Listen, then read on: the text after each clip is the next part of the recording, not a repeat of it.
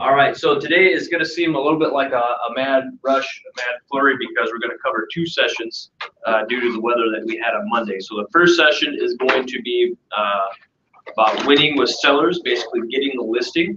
And the second session is going to be talking about CMAs or pricing properties, and then how to kind of present that information to sellers. So without further ado, I'm just going to dive right in. If you have questions, just let me know. Feel free to stop me.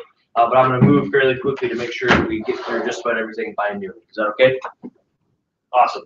And thanks everybody for being here. I really appreciate it, especially after some of the growth conditions we've had the last couple of days.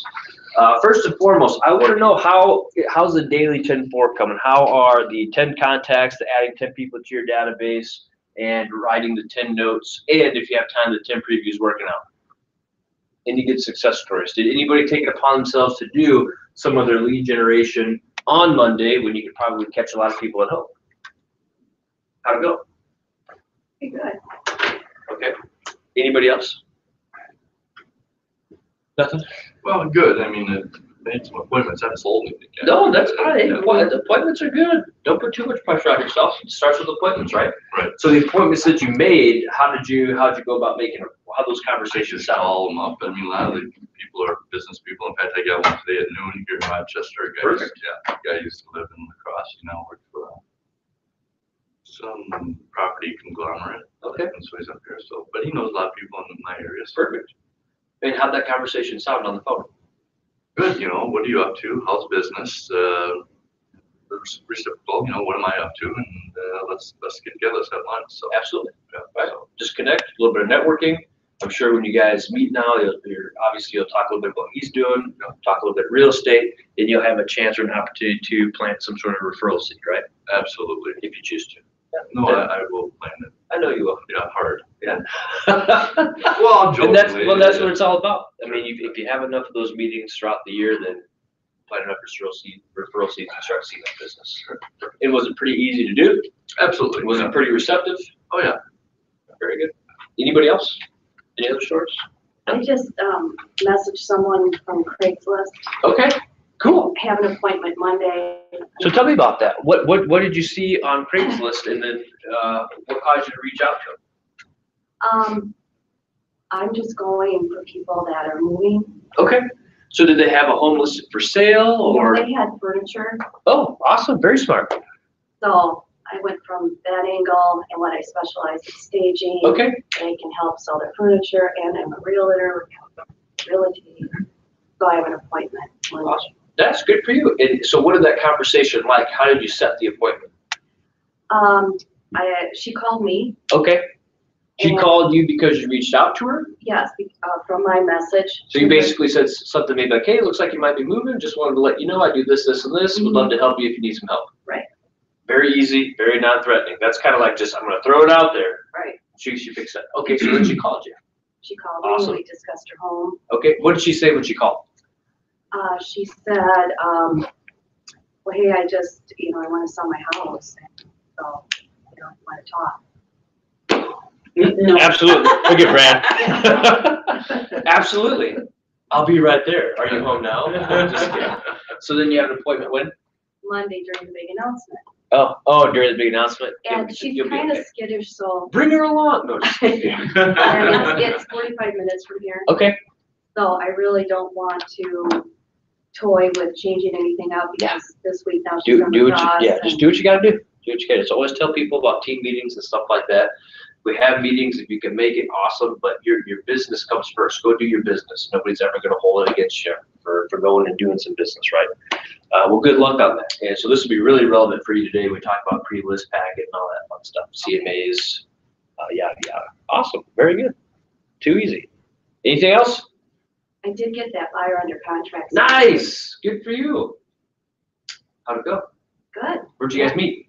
At the house. Okay. So I had an open at Melissa's. Mm-hmm. And they signed the contract with you? Yes. Is this somebody that you knew already? Yes, I have been working with them. Perfect. So tell me about the appointment, what you guys talked about, and then how you transitioned into getting them to sign the buyer rep agreement, and if they had any questions or objections. No objections. Good.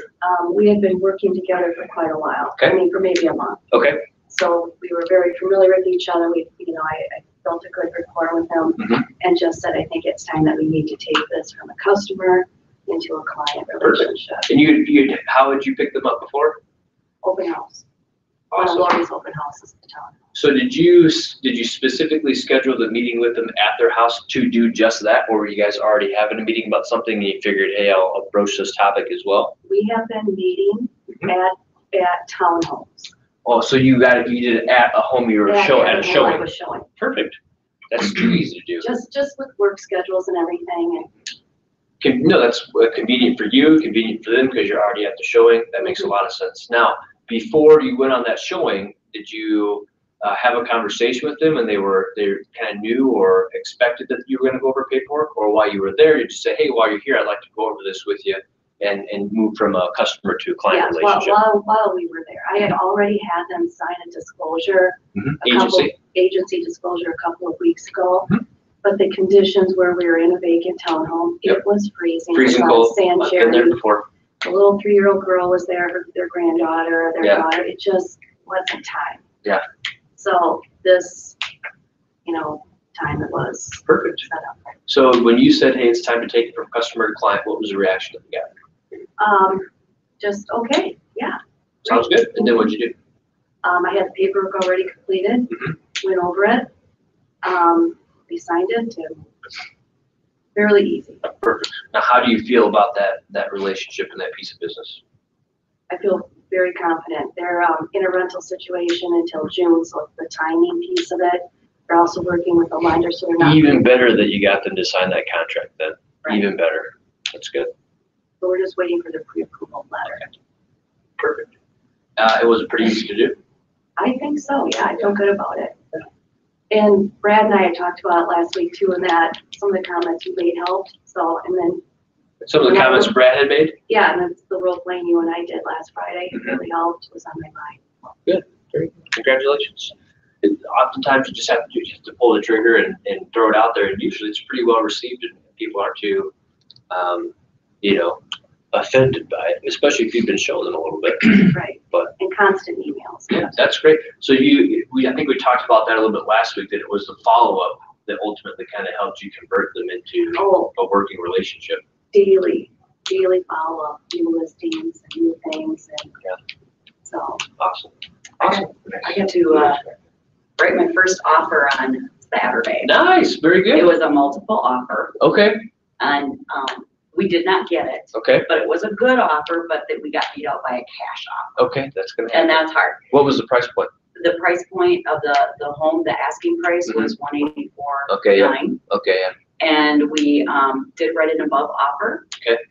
The client did not want to take away the inspection. They wanted to still have that. They felt that they were offering more, but we did, and it just got lucky that my broker was actually walking in the door when we were walking in. So we had already discussed what we would put in the purchase agreement as far as making it a good offer, because the client was aware that there were already 3 other offers on the table, and they were closing it and presenting all offers at noon on Sunday. Okay. But one thing that Jim helped me with was when we put the offer in, we also put a clause in there. We added in the other on the line that the client was willing to go $1,000 over the highest offer up to a certain dollar, what they were comfortable with dollar amount. Yep. And they were also willing, they also didn't ask for closing. Sure. They did not ask for the closing cost to be paid by the seller. So, I mean, when Sounds we like looked it was all over, it was pretty solid offer. It was a solid offer, but we got beat out by cash. Cash, well, it'll do It that. trumps you every time, They just about. will trump you. But let me And- ask you this. Now, was that the first offer you made with those buyers? Yes, Okay, and did you ask the agent why you didn't get it?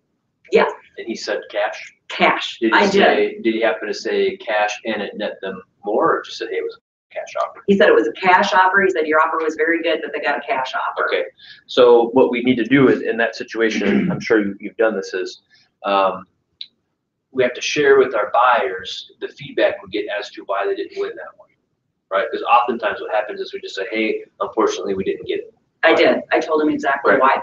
It was a cash offer, and it sounds like maybe it net them a little bit more around what you were offering. And here's why it's important.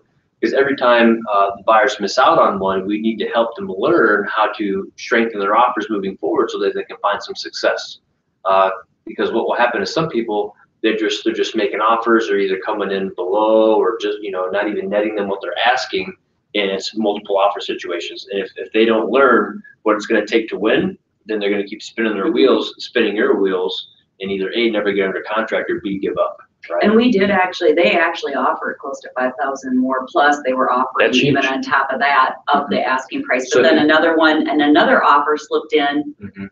same day. So we went from being 4 offers in front of them to being 5 offers in front of them. If they keep making good aggressive offers and they're very timely about it, they'll find success. It might take 3 or 4, but it sounds like they're doing the right thing. And they're in the same boat as yours. Their lease is up June 15th. So they have to be very careful on, they're looking at price point. The longer they wait, the more they're willing to go up in price point, but they have to buy out their lease. So if they don't have to buy out their lease, they feel like they are willing to go a little higher dollar amount too. But this was just one of those deals. It was a good house in the price point they were looking at this time. Absolutely. So they would have gotten it. They would have been very happy. What do And you they guys? tried. What do you think is going to happen as we head to the spring market? Is it going to get more or less competitive? Even more. Mhm. So any buyers you have right now, if you can help and work, if you can double down with them right now and get them under contract on something, you'll be doing them a huge favor and you're doing yourself a huge favor. That's only going to get that much more difficult. It'll still be doable, but it's only going to get that much more competitive. All right, page 11. Get your head in the game. Let's review where we are in the selling process. We've worked on capturing contacts, connecting with them, and then closing them by asking for business and referrals, all the while cultivating relationships by adding contacts to our database, putting them on marketing campaigns, etc. Now it's time to start talking about working with sellers. So we'll talk about the pre-listing packet and the listing presentation because they're the 1-2 punch that provides sellers with all the information they need about the selling process and how your services benefit them. The two complement each other and set you up for a win-win listing presentation that leads to a signed agreement to sell their property. Okay, so pre-listing packet. Who kind of knows what that is? Okay.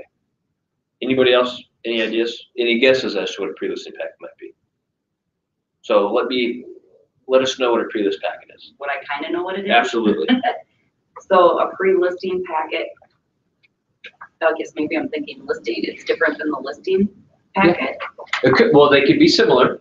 So a pre-list packet, just based on what it's called, what do you think it is? Listing agreement, yeah, something to help you get the Something listing. before the listing appointment, right? Pre-list packet. Who's it for? For you? No. So good question. That's what I was looking for. Maybe there's some confusion. It's not for us, the agent. It's for the seller. So ideally, here's the secret of our industry. A lot of agents out there don't do a pre-list packet. So it's an easy way to set yourself apart. So the idea behind a pre-list packet is, and we'll go over one in a little bit more detail, but just looking at it from the big picture, it's I want to take a pre-listing packet or a bunch of information about what I do to get homes sold and either A, send it to the seller, or B, drop it off at their house prior to our appointment, right? So if I've got a listing appointment with somebody on Friday of this week, I might want to make sure that they get a pre-list packet today or tomorrow so they get a bunch of information and have a chance to review it before I even show up to the appointment. That's the purpose behind it. And it's a little bit of a selfish thing too, because if I give you a pre-list packet and it covers a majority of the information that I would sometimes cover in a listing presentation, I think it might save me some time. Absolutely.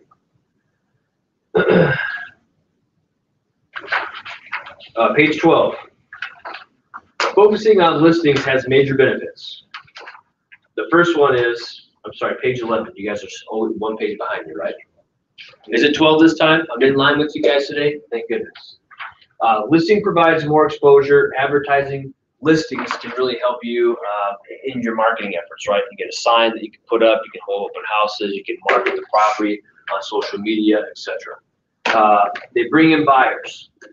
So one of the things we have to ask ourselves every time we take a listing is, what am I doing in marketing this listing that's going to strategically, hopefully help me gain some additional buyers? what are some things that we can think about the top of our head that we could do every time we get a listing that might help us find buyers as well? Who's Facebook posts? Advertising, social media. What's a real easy one you take a listing that you can do to maybe find buyers right away? Hold it open, right? Hold it open.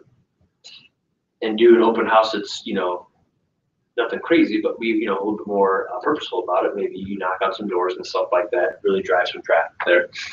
You've got signage in the yard, you're advertising it. Basically, you have to milk that listing for everything that you can in terms of ways that might help you also find a buyer, right? Now, there are some people that are so successful at this that when they take a listing, on average, they're generating 1 to 2 buyers off of that as well, right? That's pretty huge when you think about the momentum that can build for you. And they're time leveraged. So when we say that listings are time leveraged, what are we really saying? Like in plain English. Listings versus buyers is what when it comes to your time? Easier. Yeah, they're less time intensive, right?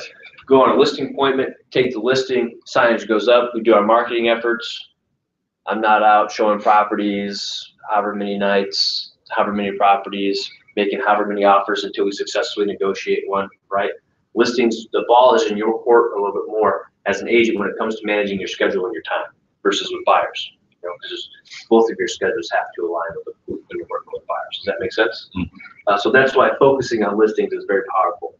But page 13, make it happen, working with sellers. You got 2 tools, the pre-listing packet and a listing presentation. Together they help you achieve the following.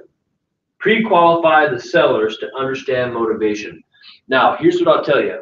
I would underline the word pre-qualify because oftentimes we do a great job fairly often pre-qualifying buyers, but very rarely do we sometimes pre-qualify a seller before we head to the appointment or even on the appointment sometimes, right? It's important for us to know why is it that you're looking to sell, because really I'm trying to gauge myself. I'm trying to gauge them for myself and find out, do these people really want to sell their home or not, right? So if somebody really wants to sell their home and they're motivated, how do you feel about that transaction? Great, it's probably going to close, right? Now, if somebody isn't really motivated about selling, how do you feel about that? Not so good. Not so great, because here's what I know about unmotivated sellers. They happen to usually be the ones that have unrealistic prices in them. Their attitude is this: well, we'll just throw it on the market because if we can get this for it, then yeah, we'll sell it. But that's not how the market works, right? You don't just get to say, well, let's just throw it on at this number, and if we get any takers, awesome. There's nothing wrong with that, but as the agent, do you just want to take a listing and see if it sells? Right now, I would. Yeah, I was going to say. In all fairness, you can answer that question either way, right? Well, yeah, I'll take one to take one, just to see. But then the flip side of that is you have to ask yourself: do you want a sign to go up, sit there for 6 months or a year, and never sell? Free advertising. Yeah, it may or may not. I have had an agent once tell me when I was at a training. He said, "Here's the deal." He said, "I won't take an overpriced listing. If I'm afraid it won't sell, unless it's at a busy intersection, because of the signage, Yeah. right? So you have to keep some of that in mind. And here's what I will tell you. I'll tell you this too. The listings that sit on the market and don't sell, they just become a drain on you. Because what do you think your interactions with your client are like? Strained. Exactly. It doesn't feel good, right? It doesn't feel good. So take that for what it is. We'll talk more about that, and the beauty of this is it's your business. You run it the way you want to, but we can talk about different scenarios and situations you might find yourself in. And Do you ever have where they might be working with another listing agent and he's saying, listen, I can sell this for X amount of dollars, and you know that is BS, but they just want the listing. So then when, you get me fired up then. yeah, Fired up. I got a script from that. oh, I know. I Oh, do. good. Yeah, we're talking about it right now. So here's the deal. If they're already working, meaning they're under contract with another agent, you can't swoop in and say, hey, I can do a better job this time. I mean, you can, but you can't. Right? If they're already under contract. Now, if they're interviewing multiple agents that haven't signed on with one yet, you might get an agent that does what is commonly referred to as buy the listing. buying the listing. What does that mean when we use the term as realtors? Hey, that agent went in and bought the listing. Telling you it's worth more. Yeah. than it Really. Or is. no. It means I told them whatever price, or I told them the highest price possible to get them excited to work with me. You know. Oh, by the way, which if you read our code of ethics, you're not allowed to do. It's unethical. You cannot tell a seller that they can get more for a home than what the market's telling you. But some agents, maybe they're just terrible at CMAs. Who knows? But this is what you do, Ben. And I use this in combination with the saying that I would rather be honest with you today than disappoint you in the future, right? And if anything I'm telling you, makes you a little bit uneasy or isn't what you want to hear, then you know it's me being honest with you. Because I know what you want to hear. You want to hear your home's worth $1 million. Anyway, what I would say is this: if you've got another agent out there that's telling you they can sell it for $500, when my market analysis puts it solidly at $450, here's what I'll tell you: if you decide to work with that agent, that's fine. Just ask that they put this caveat in the listing agreement: that the minute they come and ask you for a price reduction, if the contract is canceled, then you can call me, because you know I was the one who was honest with you. We'll put it on the market for $450. And Mr. and Mrs. Seller, if they're not willing to put that caveat in the listing contract, then you have to ask yourself why. Because clearly they must not be too confident in the price they quoted you. Because if they were, they'd have no problem putting that caveat in the listing agreement. Thanks, Brad. I would love to take credit for it, but I go to training too, and that's where. But the key is remembering it and then implementing it and then being able to say it as clearly as I just did, right? So that's a method that you can utilize to combat somebody that's trying to buy the listing, because here's what will almost usually happen. They're going to go back to that other agent, or in conversation, they'll say what I just told them to say. How do you think the other agent's going to respond? They're going to be resistant to it. And the minute that agent says, well, now what are the sellers thinking? Then Gigs up. boom, sellers know. Okay, well, Zach was on to something. Clearly, he's the one being honest with me, right? So now I don't feel so comfortable working with that agent. I'm going to call Zach again, right? And I'll talk about this when I get into CMAs. I'll talk about the realm of reason, and if they're a little bit higher than what I'm quoting, how I approach it and stuff like that. But if you're in the situation where that other agent is trying to buy the listing, then make that suggestion. Okay, I get that other agent might think they can do it for more. I would suggest that, you talk to them about putting this caveat into the agreement, and then see how that plays out. Great question. Any other questions? So the second bullet point is position yourself as the expert. Some of that comes through with your market analysis, win the listing. When you're on a listing appointment, you always want to go, you want to throw out some sort of closing script, whether it's a soft close, a hard close, or whatever.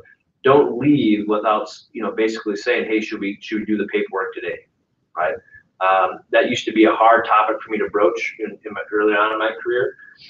But then once I just started asking, I don't think I've ever, maybe once or twice, there has to be a few times where I've gone on a listing appointment and they didn't sign then and there. But most oftentimes they will when you ask them. Or I've done this before, even in competitive situations, I've done this. Well, here's the deal, Mr. and Mrs. Seller. I know you're going to interview another agent, but what I'd like to do, since I'm here, and to save you time, to save me some time and some hassle, is why don't we just go ahead and fill out the listing contract now? And, I'll call you tomorrow. And if you decide to go with another agent, I'll just rip this one up. But if you do go with me, great. I'll save you the time, the hassle. I already have the contract prepped. We can get it going right away. Because once they sign with you, do you think your chances are a little bit better? Absolutely. And I thought about that when I heard somebody suggest that, and I was like, oh, that seems, I don't know if people will go for that. I've had at least a handful of people say, okay, yeah, let's do it. Then we call up the next day and say, yep, let's go ahead. Let's just, Have you ever had to rip one up? Yeah. And I can remember the listing appointment. I went on it. The lady was super friendly, very nice. We went through it. We signed off on everything. And we called him to follow up and said, hey, Zach, it was great meeting with you. We decided to go somebody else. I said, okay, no problem. Best of luck to you. Too easy. Too easy. Yeah. Allow you to price a home to sell for the most amount of money in the shortest time frame. So really look at that sentence and what are the two things that it's highlighting there? Sell it for what and for what? Most money in shortest time. Most money, shortest amount of time. Or the way I like to say it, most money, least amount of hassle, right? That is something that I'm constantly keeping in mind when I'm having conversations with sellers, is to frame it up as, now, how can I help get you the most amount of money in the shortest amount of time, or the most amount of money with the least hassle, right? And kind of reiterating that to them and helping them understand that that's kind of your job, right? Because sometimes we don't caveat it by saying that, we don't give it a time frame really. It's just like, hey, we're just going to list this and we'll see how long it takes to sell. But no, my job is to get you the most I can for the home as quickly as possible, right? If you're truly motivated to sell. Because what I know for a fact as a real estate professional and expert is, the ball is in your court as a seller for about a week to 2 weeks. And then what happens? So it's sold, then it switches over. Right, slowly but surely, your position when it comes to negotiating kind of starts to decline a little bit, right? Not always, but oftentimes once you get beyond a couple of weeks, it's no longer the ball's no longer in your court, because as a listing agent, if we've been on for just a couple of days and I get offers, my response is, hey, we're brand new to the market. Unless you're netting us the list price, don't even submit something. I don't say that, of course, right? But that's my thought process. If somebody submits an offer to me, I'm immediately going to counter with something that nets my seller what their asking price is. That just brings something up in my mind. I'm working on a listing in Pine Island, and I got a bunch of people on it now. Great. One of the other realtors says, boy, I don't know if my client is ready to make a good offer. They're ready to make an offer. I don't know if it'll be good enough. That's the time we said make the offer. Absolutely. No matter what. Absolutely, Brad. You, as a listing agent, you always want to entice an offer, regardless. Because then it can go back and forth a little bit. Absolutely. On the table. Absolutely. And I tell the same thing to buyers, right? Because sometimes buyers are like, well, I don't know. I say, here's the deal. Throw something out there. Start the conversation. Because you never know where it might take you. You might throw something out there and it's a no, but you might throw something out there and it's a win. I just had an agent call me the other day and said, hey, Zach, I had this property under contract with a client of mine. We went through negotiations and then we had an inspection report. And she said, it was priced at like 200. She said, throughout negotiations, we got them down to as low as 165. But my client's deciding to walk away from it. And it was priced at 200. And this agent knew they were willing to take 165, but the world didn't know that, right? Because it was still listed at 2. So you never know the circumstances and the motivation that might exist for somebody to offload a property. So I always tell them as a buyer, submit something or entice those, hey, just throw me something. I'm not making any promises, but send it my way. What I will promise you is I'll run it past myself. I've made offers on investment property and they turn me down and then get a call a year later. Absolutely. Investors know it's a numbers game. Investors know I got to make X amount of offers. The other thing is when you put it in writing, then it becomes real for both buyer and seller. Right. If it's talk, it's just talk. And you want it in writing. Brad, the other thing I'll say as a listing agent is this, because sometimes, we'll get those calls or we'll get feedback calls. And this one came from my coach. Her name's Jody. She basically said, Zach, if an agent calls you and they give you some feedback and they say, and this goes for your buyers too, if they say, they kind of like the home, but the kitchen just wasn't to their taste. Say, okay, here's the deal. Here's the deal. Make us an offer with that in mind. Or if your buyers say, Zach, we really like this property, but the kitchen just doesn't do it for us. Okay, that's fine. Let's make our offer with that in mind. It's a wooden nail. Right. How much would it cost you to do that? Okay, let's make our offer and subtract that amount from it, knowing that's something that you want to do. Now, listen, do you ever make suggestions on the house? Yeah, well, I'll talk about that. Okay. Yeah, absolutely. I think also if you have this buyer and they have this number in mind, which is a little bit unrealistic, and we keep getting offers that are lower, it's going to work on the buyer or the seller, excuse me. Right. Well, if that's another thing you want to do is entice offers, because if they're up here and they've gotten a couple offers down here, it's helping them realize, hey, with the market, what buyers are telling you is we're probably the price a little bit too high. So maybe we need to do a reduction, maybe not all the way down to there, maybe to there, or slightly above that, to help us get more realistic with what buyers are willing to actually pay for this property. And that it just illustrates the point that the longer you sit on the market, the less and less power you have to negotiate as a seller, right? Because buyers at that point are, there is the old adage that people are, oh, why has that home been sitting? I can tell you why home. If you ask me, Zach, Why is this home not sold? What do you think my answer is going to be? Price. Price. Price fixes everything. It's either price or condition, right? But you can price taking condition in mind. One of the first things I always look at, how long's it been on the market? Right, I do too, because what does that usually tell you? Yeah. Whether or not you get a deal. Negotiate or not. Right, absolutely. Because if it's been on the market for a while, I think to myself, wow, that might be a desperate seller. Boom, here's an offer I'm comfortable with. Maybe it'll stick, maybe it won't. If it hasn't been reduced. Especially, yeah, right. Or if it has been, I mean, you just never know. Great discussion, I appreciate that. Properly set seller expectations, allowing you to create a great customer experience. I would underline and star properly set seller expectations. That's absolutely huge. It's absolutely critical. If you want to take a listing and have it be a good experience for both the seller and you as the agent, you have to spend some time setting proper expectations. I can't tell you how many times there's zero expectations dialogue that takes place on a listing appointment or a buyer consultation for that matter. We go there, we sign the listing, and we leave. We know what's going to happen next. Yeah, so oftentimes our sellers don't necessarily understand the mechanics behind a listing, right? There's discussions that have to be had about the sign, about the lockbox, about showings.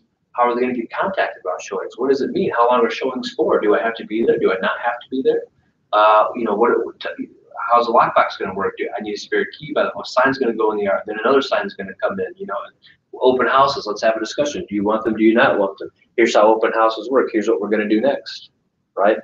So I always try to remind myself and make a habit of anytime I finish a conversation with a client that I'm working with, if we're in the middle of a transaction or listing or wherever, I'll say something like, okay, and here's what will happen next, just so that they know what the next thing is and they're not wondering.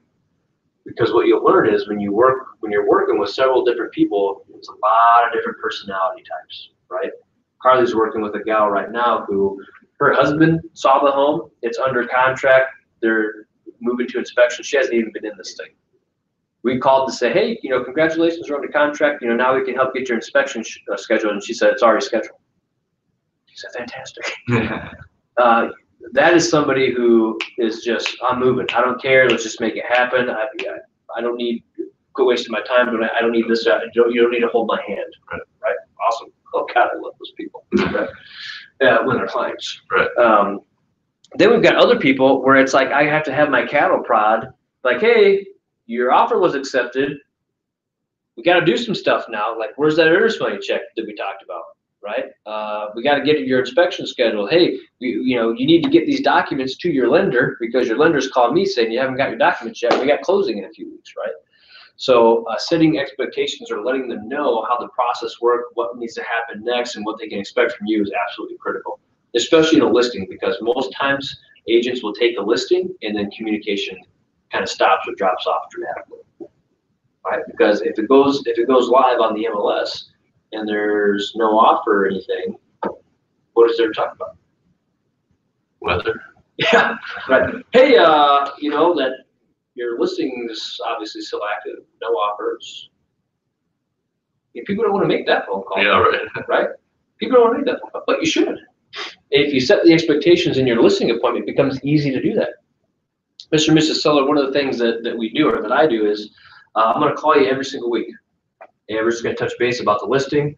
I'll go over any feedback that I've got from showings, or if there haven't been any showings, we'll visit about what our game plan is to help it get sold. Right? So then when you call them, after a couple of weeks, and hey, Mr. and Mrs. Seller, Zach just called to check in. We haven't had any showings yet, so I think our game plan needs to be discussing some sort of price correction. Right? That's our job. That's our job. And if you set the expectations and you're actively communicating with them, it's actually not a tough conversation to have. And here's a personal story that really was the aha moment for me. I was holding an open house in Lakeville, and this very, very sweet older couple came through. Very, very nice people. They said, Zach, we know somebody, and they said that we should really think about hiring you to list our home for sale. We currently have it listed with somebody else. It's set to expire. When it expires, we want you to come out to our house and have a conversation and talk to us about getting it listed. So, okay. My God, I love you people already. That sounds awesome. Visited with them. They wanted to go on at a certain price. I knew it was probably a little on the high side, and it was in the winter time. So like, okay, it's kind of slow and it's on the high side. This was just a couple years ago. But we did it. We listed it, and was not selling. Nothing. You know, still some showings here and there, but really it kind of tapered off, and there really wasn't much showings going on. And I felt bad, and I didn't necessarily just like want to call them and say, hey, it sucks your home hasn't sold yet, right? Because that's a crappy conversation. But at one point, you know, I finally did call him, and he said to me at one point, he's like, yeah, well, we need to know what we should do, and that's where we're kind of looking to you for some guidance. You know, do we need to do a price reduction? I'm thinking to myself, they know what they need to do. They want to do it. I just, as a professional, I'm not being proactive enough to call them and have the conversation because I'm too afraid to do it. But it should have been the exact opposite. If I'm reaching out to them weekly and having this conversation, it's pretty easy. Hey, Mr. and Mrs. Seller, you know, I'm checking in with you again. You know, like I mentioned in our appointment before, if showings drop off and we don't have any offers, what we need to do is a price correction. Let's do it and get it sold, right? So here I was kind of avoiding the conversation, when in reality, they were more than ready to have it. So keep that in the back of your minds. At least at a minimum with listings, try to do at least some sort of weekly check-in, right? But set that expectation from day one. Otherwise, this is a pet peeve of mine. We'll have a listing, someone will do a showing, and then what do you think they do right away? The sellers. They know they just had a showing on their home. What do they want to know, inevitably? Where's it offer? Any feedback? Any feedback? Any feedback? Any feedback? Any feedback? It's like, well, the showing literally just got done a minute ago. I don't have any feedback for you yet. It just drives me nuts. I love it. I get it. I'd probably be the same way. But that's why I tell them every Friday. This isn't an Amazon showing that you get. Yeah, right. Well, and I need the agent to submit feedback, right? They probably got 3 other homes they're showing. They're going to get home at 8 p.m. Maybe they'll submit it that night or tomorrow, or sometimes I have to hunt them down and really elicit that feedback, right? So that's why I tell people, hey, every Friday you're going to hear from us, and we're going to take all the feedback for the week. We'll consolidate it and send you a report on Friday, right? That way they just know I'm not getting all those calls and text messages about feedback, or they're dying to know what the feedback was, but they don't ask me. So then now they're angry. They're like, well, I want to know what the feedback is, but I haven't heard from Zach. You know what I mean? That's how people are, right? So you let them know, set the expectation, properly set seller expectations. Let them know, hey, this is how I communicate. And will that work for you? Because, you know, hey, actually, you know, here's the deal, Zach. I don't need a weekly phone call. Just call me when you need to call me. Cool. I like you even better, right? So set the expectations and then just say, hey, is that okay? Does that work for you? Are you cool with that? Sometimes too, what I'll ask people if they've used agents in the past, so I'll say, hey, you know, agents that you've used in the past, what is it that you really liked? What is it that you didn't like? What do you think the didn't like thing almost always is? No communication. Lack of communication. Lack of communication. Or responsiveness, which is almost the same thing, right? I know for a fact, if I'm really good about communicating and responsiveness, I'm going to crush it. I'm going to crush it, hands down, because that's all people want. Yeah, they just want to. That's all they want. They want communication, they want responsiveness. And I'm making the assumption that obviously you're being honest, right? That's another thing people want too. They want your honesty, but they want you to communicate and be responsive. That's all they want. And sometimes that response sounds like this. Hey, Cindy, got your message. I'll be in touch with you first thing tomorrow. Is that responsiveness? Yes, they know they've been heard. Absolutely. That's probably the single greatest thing that I realized as an agent is instead of just not responding, or dropping everything to respond at 9 p.m. Or just saying, oh, I'll just wait till tomorrow to respond. I just say, hey, gotcha. I'll be in touch first thing tomorrow. My sister was looking to buy a condo in Milwaukee. Yeah. And she got an agent, and I said, why did you hire that agent? She said, he's the only one that called me back. Seriously, man. Seriously. And I was like, oh, Yeah, right. If that's the biggest takeaway, do yourself a favor when you're coming across people or friends and stuff like that. They use an agent. Say, why'd you choose that agent? How'd you come about working with that agent? And that's gonna be some of the best takeaways you can get. I do it all the time. If I'm teaching a pre-licensing real estate class, I'll ask people, hey, how many of you have used agents before? What was your experience like? Oh, how did you end up working with that agent? And then I'll ask this, how many of you have done transactions after working with that agent? Did you use them again or not? I'll say why or why not. And usually it's, well, they stayed in touch with me after the transaction, or they didn't stay in touch with me. And that determines whether or not they use that same agent again. It's huge. Awesome. Pre-qualifying the seller.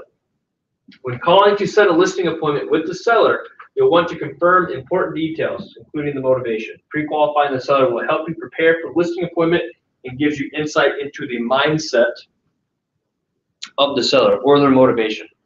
Now, I'll be honest, pre-qualifying the seller before going to the appointment, meaning asking them, some questions about, why are you looking to sell, maybe what's your equity position, stuff like that. I kind of was always like, I'll do that when I get to the appointment. I don't want to overdo it right now. But what I found out is there's a lot of curveballs that get thrown at you at appointments sometimes that you could either A, be more prepared to deal with, or at least have a heads up on had you asked some questions during the pre-qualification before you show up on the listing, right? And oh, by the way, if you think to yourself, hey, I'm just going to pull up the address online on MLS maybe, and I'll get all the details about it, is that always accurate? No, not at all. They may have bought that thing, you go to MLS, you base your CMA on all the MLS data from when it last sold. You get there only to find out, oh, by the way, we finished the basement. Is your CMA now useless? Kind of. Well, you can add on, but right, yeah. you might be good enough to kind of wing it a little bit, but now you're like, oh crap, well, I probably should have asked some more questions, right? To see, hey, have you added any additional square footage? Have you finished the basement? Have you updated? I'm always asking, have you added any bathrooms or have you added any bedrooms? Did you finish the basement, right? Because those are important things I know will be a huge factor in determining the value when I do my CMA before I head out there. And I want to know why they're looking to sell. Why is it that you're looking to sell? Oh, well, I took a job and blah, blah, blah, blah, blah. I like that one. Sweet, that means you need to sell, right? There's all kinds of reasons, right, that you might want to say, oh, a growing family, shrinking family, whatever. Or you're like, well, you don't really need to sell, but, oh, what do you think I know? What do you think I'm having about that one? It's gonna be Right, I'm gonna manage my expectations going to that appointment, and I know what I want to do right away. Early on in the appointment is determine are these people going to be realistic or not. Because if they're not going to be realistic, I'll keep it nice and pleasant, but I'm not going to spend 2 hours hanging out with people. Time is money. Absolutely. But then I just start getting frustrated. Right. And I get angry. I look very happy and very nice. I'm just like, yeah, you guys are wasting my time so much right now. I could be at home hanging out with family or doing something else. You know what I mean? So anyway. It also helps to avoid wasting your time on people who aren't truly serious about selling their property. The pre-qualifying process is a conversation with the goal to get to know the seller better. Use the scripts and the questions on the next page. Boom. Here is your pre-qualifying script or list of questions that you can ask before you go on a listing appointment, right? Hey, Mr. So-and-so, how did you hear about me or how did you come across my name? Why is that important? I want to find out where you're advertising. You want to know what's working, right? First off, I want to know if Susan referred me or not, because if she did, I'm gonna give Susan some love. And lots of love. Absolutely. Or no, I know we saw your sign, or we came through an open of yours not long ago, or we saw something you posted wherever. Blah blah blah blah blah. Great. I need to make a mental note of that. So okay, that's obviously working, right? Or hey, I need to thank Susan and reward that behavior for referring. Where are you moving? Pretty self-explanatory. What's motivating you to move there, or why are you moving? Right? The referral, but didn't we say we couldn't? Can't offer money. What I said was you just gotta be careful. Giving me love. You just gotta be careful. I can't say. Or kissing. Yeah, right. I gotta say, Ben, thank you so much because you sent me this piece of business. I'm giving you this. Yeah, You can't do that. You cannot reward specific performance. Because that could be technically considered as a kickback, right? But what I can say is this: I can send you a little coffee card and say, "Hey Ben, I just want to let you know you supported my business for years, and I so greatly appreciate the fact that you're supportive of our business." Okay, that's a gift. Okay. And especially if he's doing it when he gets the listing appointment and not when he gets the listing. Yeah. He didn't give you anything. There's no guarantee for business. You can reward the behavior. No, too. I mean, yeah. And I always just phrase it as, thank you so much for supporting my business. Not, hey, thank you so much for X, Y, Z. So, Right. Because we don't do kickbacks. That's illegal. Okay. How soon do you have to be there? What's that getting at? Timeframe. Absolutely. I use that word verbatim, timeline. Great, what's your timeline? Or I'll ask you, hey, in a perfect world, when would you be there? Right? And I need to know this logistically, because I need to know if somebody says, hey, if somebody said to you right now, hey, we need to have our home sold and closed on by the beginning of March, what would you say to them? We better get started today. I would say, holy crap, you need to get your home on the market, right? Because really, today's what, January what? Yeah, we need to get that thing under contract by the end of the month, or within the first week of February in order for you to close first week of March, right? And that's the kind of stuff that people love. That's what they're looking for because they don't understand. They need someone that can come in and say, okay, if this is your goal, this is what we need to do to get everything accomplished in the time frame that you want to accomplish it by, right? And oh, by the way, that might impact what you decide to price it at. If somebody says, I need this sold ASAP, do you think you might price it differently than someone says, hey, we maybe have a month or two that it can be on the market for a little bit? Absolutely. It might not impact it at all. Or it's, hey, well, if you really want to get this thing sold immediately, we need to price it appropriately, which means you might go right on at market value or slightly below. If we sell your home in the next 30 days, will that be a problem for you? That's kind of a goofy question. It's okay. I use it if you'd like to, right? I think that it's kind of a goofy question. Well, sometimes if they're in the new build process, like say they're building a home that's not gonna be done for another Right. 4 months. I mean, Right. it's not a bad question to ask, but are they okay with renting until their new home is built? Or Absolutely. That's you have part of to that ask logistics conversation, right? What are you looking to accomplish? Okay. Because I'll always ask, all right, if you get in a position where if they have a home to sell and they're buying a state, okay, if there's like a 2 week to a month period, do you have family or somebody you can live with? I want to know that up front as kind of like a fail safe. Now, obviously, we'll try to avoid that. We'll try to have everything overlap. But if that does happen, do you have that available to you? I want to know that as the agent because I know what our options are. Seems to me you're opening a can of worms. Tell me more. Well, it's like you're asking me to sell your house. Yeah. When do you want it sold? Right. Right. So, logistically, is that our responsibility? Yes. I would say it's our job, and where you're going to earn some inroads with sellers is helping lay out the plan for them. Because I'll tell you right now, I deal with this all the time, and we just had a gal that we helped with this. It was freaking her out, man. She was stressed. She's like, well, I know I want to sell this house, and I know I want to be in a new one, but I'm also a little bit afraid to sell this because what if we sell this thing and we can't find another property, or how do we make it all work logistically? How do we protect us? If it does sell, by giving us some time to find our next property, blah blah blah blah blah. Or if we do list this for sale, how do we get it sold quick enough to then be able to get the next property? So I really had to dive into the details with them and help them, figure out price, strategize things appropriately, and help them understand from a logistical standpoint what it would look like. And they're living with family right now because they're building from the ground up. And if you have that conversation at the beginning, they've already mentally prepared for the what ifs, because it's horrible to be in that position for them and you if you don't have it until you have a contract they want to accept, because then they really start freaking out. Or they second guess and just say no because Right. they didn't think it all the way through yet. Right, so now you've had this you've been listing their home for so long, and now they're scared at the end versus at the beginning when you can work out and iron out those details and calm them down. This is going to sound weird, but what a lot of people actually want, and they might not even, they probably would never answer the question this way, but what they're looking for is a little bit of leadership.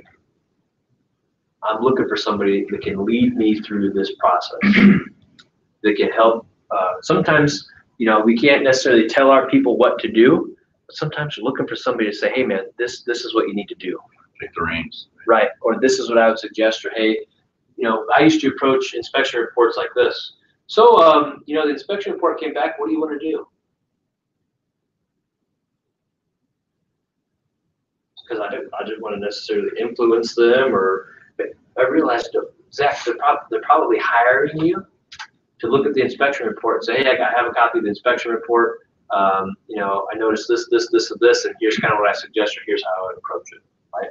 And generally what I do is I say, I have the inspection report. I want to get I've got my thoughts, but before we go into that, I want to hear what your takeaway is or what your thoughts on the report was. So I'm looking to uncover, is this somebody that's a nervous Nelly and they're worried about every single thing? Or is this somebody that's pretty reasonable, like, hey, there's a couple of things I'm pretty concerned about, this and this, what were your thoughts? I usually say, hey, those two things are on my list as well. The rest of it, I think, you can probably take care of afterward. Or, hey, might be a couple other things I think it's at least worth asking for and get structured like this, right? So keep in mind, they're looking for a little bit of leadership and guidance. And if you always keep putting it back on them, sometimes it's going to frustrate them a little bit because they're going to say, well, I don't know. Should we ask for that? Well, I don't know. How important is it to you? Oh, just tell me yes or no. Well, based on my experience, I know we can probably ask for this, this, and this and get it. So let's do it. Okay, awesome. Thank you. Now this one this is a pretty good question. What would happen if your home didn't sell?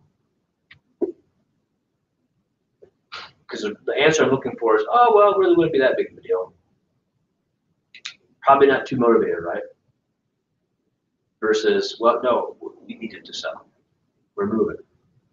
Hey, this thing's costing me an arm and a leg every month. I need it sold. I'm hemorrhaging money. Right? It's just another way to kind of gauge some motivation. How much do you want to list your home for?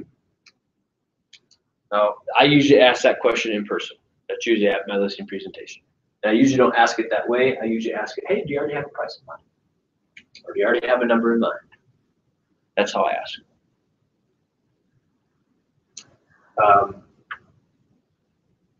I might get, sometimes it might depend too where the property is, or like if I'm kind of like, ooh, this is seeming like it's maybe like a 50-50, I don't know how I feel about this, I might ask them on the pre-call, hey, do you already have a price in mind?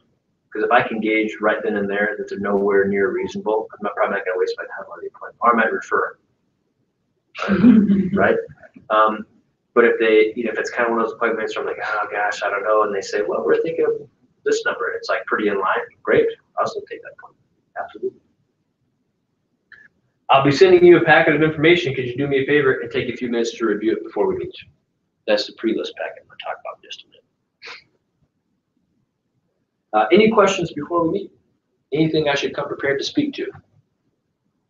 Right? Hedging my bets. I want to make sure that I'm as prepared as possible to cover any topics they decide to bring up, right? Rather than getting blindsided by something. Number 14, will all decision makers be there when we meet? That's a big one. I've been burned probably a couple times where I've come to an appointment and it was either the husband or the wife, and we weren't going to make any progress because obviously we need to get both of them on board, right? So generally, I will almost always only go to the appointment if I can get, the decision maker, if it's just one person selling a home or both people, ultimately because they're both going to have to sign off on everything, right? So I need both of them. I can't get, if I just get one, that doesn't do me any good. I need both, right? So hey, will you guys both be there? I need to visit with both of you, answer all your questions, blah, blah, blah. Any questions, thoughts about this? Feel free to add questions to this too, subtract whatever you need to. I would usually ask another question about, okay, so you're looking to sell, are you looking to buy as well? What is it that you're looking to buy and where? I'll go to listing appointments and I'll walk out with both a signed listing and a signed buyer rep contract. Take it with you, sign it right then and there. It's a no-brainer, right? Most people selling are also going to look to buy, right? Or they tell me this, well, Zach, here's the deal, we're selling because we're getting relocated down to Des Moines. Well, first off, I'm sorry to hear that. No, just kidding. Great, awesome. I happen to know a couple agents in Des Moines. Would it be helpful if I put you in touch with a phenomenal agent down there who can do a great job? And oh, by the way, because I know them well, we'll be able to manage both of your purchase and your sell a little bit better because we'll be in direct communication with each other. I can help them coordinate when it comes to the purchase you'll be making down there. Would that be helpful? It's a no-brainer, folks. Now you just got yourself a referral fee, right? Always take it a step further, right? There's one of the best things about our business, which is different than the car business, for example, is I can put you in touch with anybody anywhere and still get some compensation for it. Doing pretty much zero work. All I did is connect you with somebody. Some of the easiest money you'll ever make is sending an email just to connect somebody. And how involved you choose or choose not to be is completely up to you, right? That's also a sell point when you're looking to do both the buy and the sell as the same agent. Well, great, here's the deal. I can take a lot of the complication out of the equation by managing both aspects, your sell and your buy. I can make them, I can fit everything together a little bit more smoothly when you have the same agent doing both of them for you, right? Because sometimes for whatever reason, you'll get people that are okay listing with you, but they want to buy with somebody else or vice versa, right? Well, here's the deal. If you work with me and we're taking care of both for you, we can make it way more seamless, right? Because there's a lot of moving pieces to coordinate. When it's one person coordinating all of it, it works out a lot better if it's the right person. Yeah, that's right. Okay, pre-list packet. So we'll go through some of these pages. The pre-list packet, it's on eEdge. You can find it. It's already populated for you. It's editable. You go in, you put all your information on it, right? If you're having trouble finding it, either email myself or Katie or Nikki, and we'll get you to the pre-list packet. I actually did this already, but I didn't know this was the answer you were looking for, and I customized it to my. Was So- it pretty easy to do? It was super easy to do because you can go in and you can edit and customize the whole thing. But I wasn't sure if this was the answer you were looking for the pre-list. Oh, yeah. There's a pre-list And there's a pre- pre-list. I have them both. yeah, and there's a listing presentation in there too. You can And read through them and you can customize it with, like especially when it talks about your, your 14 ways to sell a home or whatever, you can add more, you can do whatever you want with this to make it significant to you and your business. It was really good. No, I did that last fall. I got those all made up right away, so they would be ready to go. Perfect. Page 15, pre-list packet, 2 critical roles. Pre-selling. Pre-listing materials are specifically designed to build sellers' confidence in you and answer questions or handle objections before you even get there. And the second one is saving time. A strong pre-list packet will make the consultation experience smoother, likely shorter than it otherwise would have been. If you do a good pre-qualification consultation with somebody before you show up and you send them a pre-list packet, what you'll find is oftentimes you can show up and just go right into the listing contract and be done. Because your listing packet should already talk about all the things that you do to sell homes, right? Someone say, hey, Mr. and Mrs. Seller, thank you so much for having me out to your beautiful home. I really appreciate it. Did you have time to review the information in the pre-list packet I sent? Absolutely. Great. Did you have any questions about that information? No. Awesome. It all made sense to you? Absolutely. Well, great. Let's have a conversation about what it is that you really want to know, which is what can we get your home sold for? I don't need to spend 30 to 45 minutes talking about how amazing I am and how I'm the best realtor in the history of the world, because nobody wants to hear that anyway, especially not the seller. The approach that many agents take to a listing appointment is to talk about who? Themselves. Them. You think the sellers care about that? They could care less. Some of them do. They're going to care what you have to say about yourself a little bit. But if you spend 30 to 45 minutes on it, you're going to lose them, right?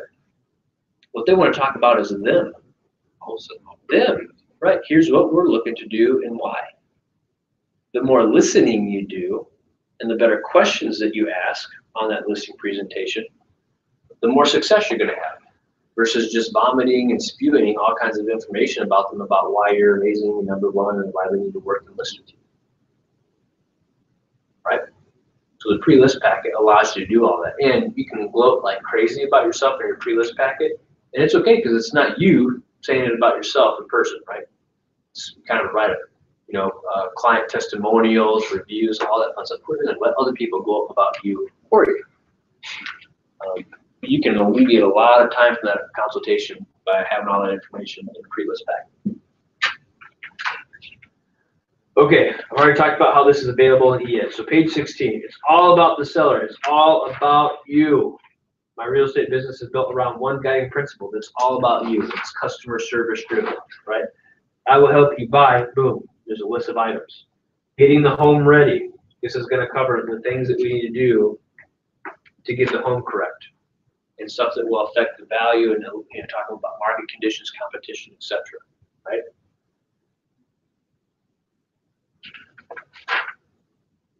Page 18, get ready to sell, price. Boom, what is that page already helping you prep for? Showing the market value. Getting the price appropriately, absolutely pricing it in line with market value. Right, if they're taking, now let's be real. You're gonna, if you send a pre-list packet to everybody, will some people not even take a look at it before you get there? Yep. Absolutely. And will some people read it in exhaustive detail 2 to 3 times? Absolutely. You're gonna span the spectrum. Brad's like, I for one would not, I wouldn't touch it, right? There's other people in there, it's like, I would probably have read it 2 or 3 times, and I'm gonna have written some notes and have some questions, right? So you gotta keep that in mind as well.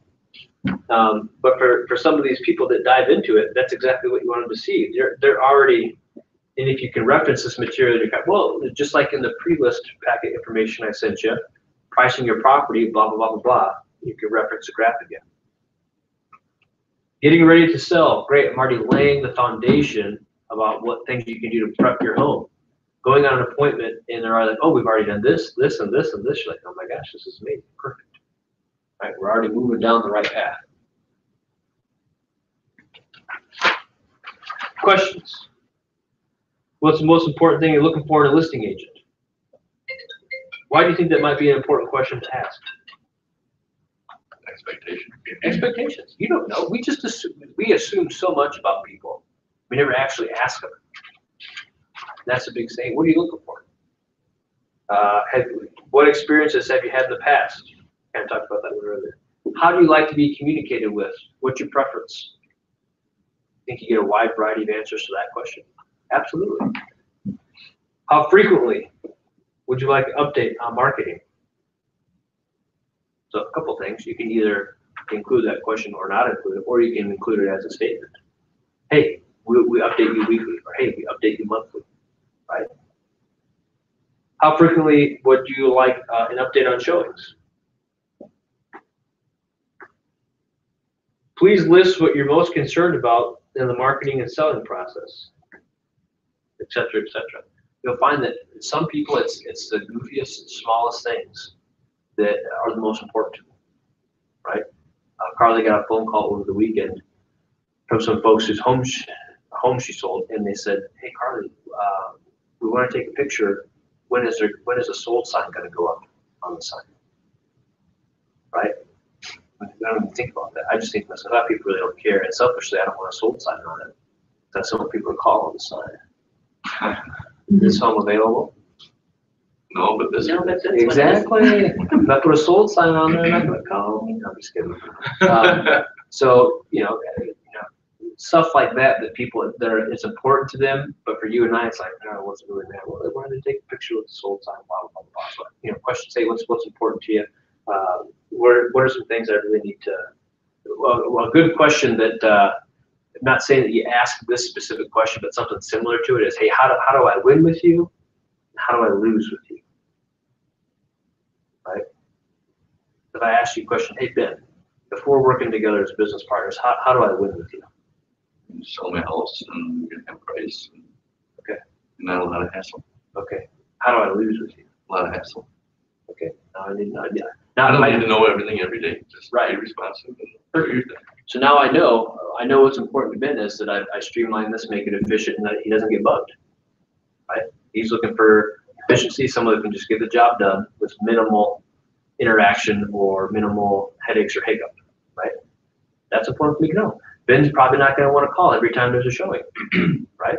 I could probably call him at the end of the week and say, hey Ben, we had 3 showings. 2 of them gave pretty decent feedback. The third one really complained about the state of the carpet. So you might want to give some consideration to either a price reduction, keeping that in mind, or replacing. Cool. Blah blah blah blah blah. Right.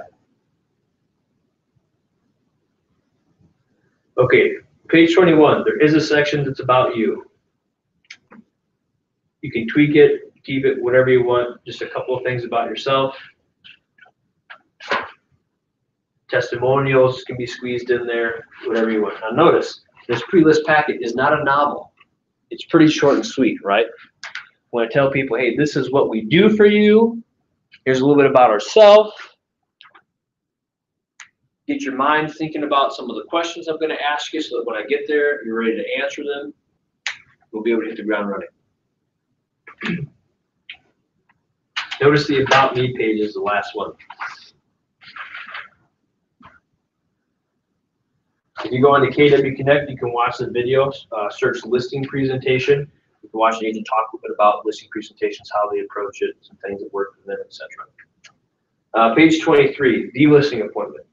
Once you confirm the appointment, pre-qualify them using those questions we talked about, send the pre-list package, and then follow these steps at the appointment. Number 1, be on time. Most critical one, be on time. There's an agent with our company who always tells the story. One time, she got the listing simply because she was on time. The seller opened the door and said, "My God, you're the first agent that showed up on time. Come in, let's sign the contract." Right? What personality style do you think that person is? Seriously, be on time, be punctual. Greet them. Hey, how are you? And here's the fun thing that you can do if you want to have some fun with this. Teach you this in bold. I love it. That's something I wouldn't do, but when I've done it, the response you get is it's eye-opening. Knock on the door. Hi, Cindy, Zach with Keller Williams. We had an appointment at 12. It's 12. You know, would love to come in and blah blah blah. You come inside. Hey, thank you so much for having me out to your home today. I'm really excited to talk about listing your home for sale. I'm really excited to get to work for you. What am I doing right then and there? Assuming. Yeah, that's called an assumptive close, right? I'm just making some assumptions, right? You can do this in a very nice, non-forward way, and you can have some fun with it too if they kind of give it back to you. Hey, Cindy, thank you so much for having me out. I'm very excited to help you list your home for sale. Now, what can Cindy say to me? Oh, okay, great. Yeah, which would be awesome, right? Because now I kind of know. But now if they're a little spunky, what might they say? Well, we We'll haven't- see. yeah, Well, yeah, they say, well, and you say, hey, I'm just checking. That's not turbo. Yeah, right. Then you just have fun with it. Hey, well, you know what? You can't fault me for asking. Just having some fun with you, right? That's all. I want to see, am I going to get the response that she gave me first, which basically lets me know I've got this. This is mine to lose. Or, whoa, hey, you know, we'll see how it goes. Okay, no problem. Just checking. Right now I know. Oh man, I better cover all my bases here because this one isn't. I don't necessarily have this one locked down because I've gone into them before where I thought this is mine. I've got this. So I just showed up. You know, but 20, 30 minutes. Here you go. This is this. Blah blah blah. Only to find out later I got blindsided. Someone ninja stuck in there and knocked me out. But and had I known that, do you think I would have been a little bit different on my presentation? Absolutely. I would have been more of a killer, right? If I let my guard down. So asking some of those questions can help you get a good understanding for, you know, how much do I need to dive into it with this person, or how hard do I have to work to really get that close or get them as a client, or am I making some false assumptions here? And shows control too. Control. Right.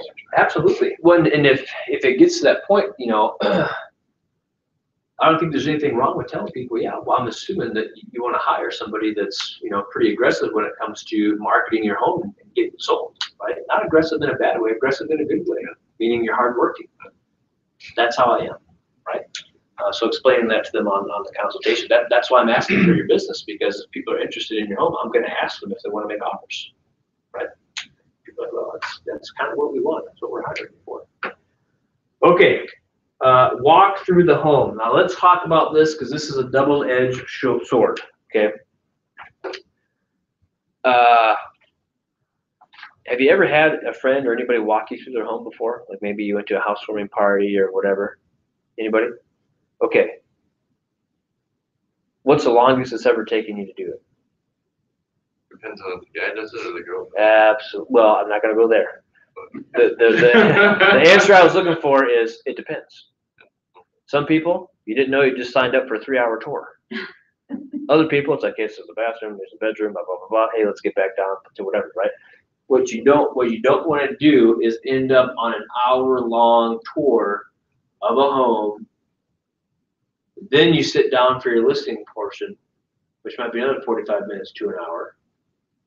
You put in 2.5 hours on this thing, only to find out later they weren't real serious about listing it anyway. I had an investment property I went to go look at, and the realtor had the owner there, Oh my which God, is the worst. that's terrible. And he went through and talked about all the stuff he did. I walked up, I said, that's it, I'm done. Yeah. I left, I said, thank you, I'm out of here. Yeah. And did not call back. Wow. The worst is Yeah. when the owner. Yep. Every time. And that's what you need to share with your sellers too. Because we assume that, oh, sellers know that they shouldn't be there for showings. As you tell them that they're not supposed to be there, they might not know that. And that's the worst, because the seller, they just weird people out. Well, they think they They're can sell a overselling home. it, right? And they're gonna do the Yeah. same thing to you as a realtor. I was talking to a guy just the other day, and he's like, oh yeah, we took out a second mortgage, and we spent 50 grand putting in all new windows.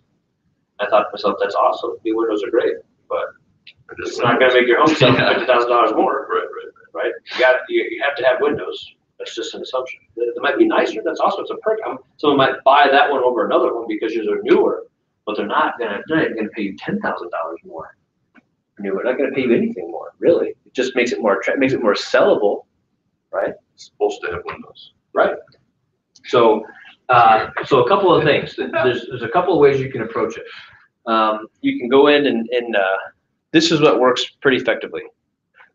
You walk in, hey, very nice to meet you, blah, blah, blah, blah, blah. And what we can do is sometimes say, hey, I've got a little bit of a questionnaire that you can fill out for me, or a contact form, blah, blah, blah. Would you do me a favor and fill this out for me quickly? And while you're doing that, I'm just going to walk around your house quickly, take a look and familiarize myself with it. And then we'll come down and sit down and continue our conversation. If you can do that, it is a huge, huge, huge time saver.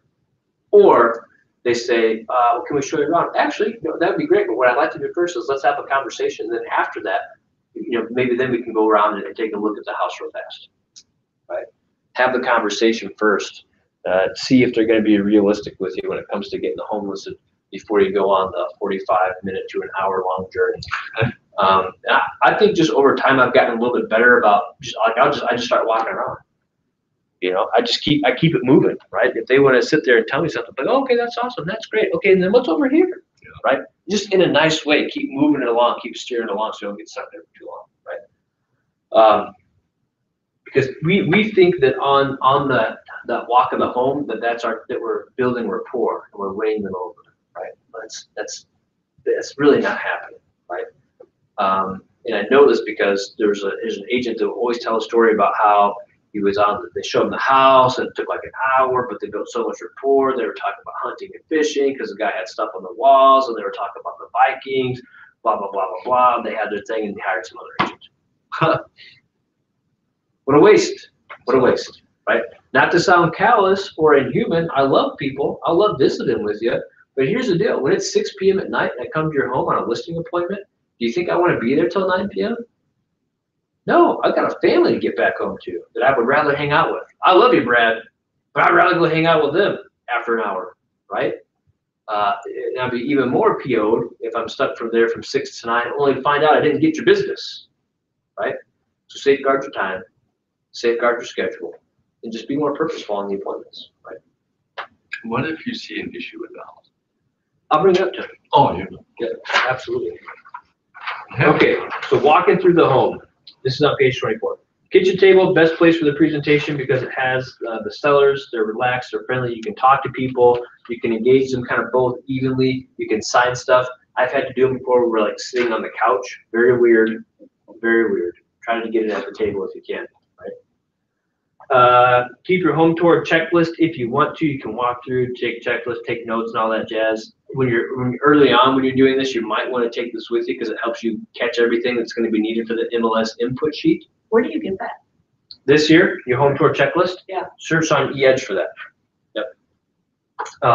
But then over time, you become familiar with the stuff that you need to know or make note of for the MLS input sheet. Right? But this might be a way to safeguard you. Make sure you get all that information. If possible, tour the house without the sellers.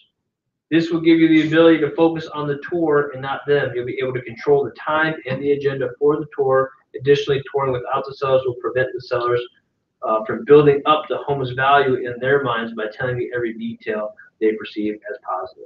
After the tour, be sure to compliment.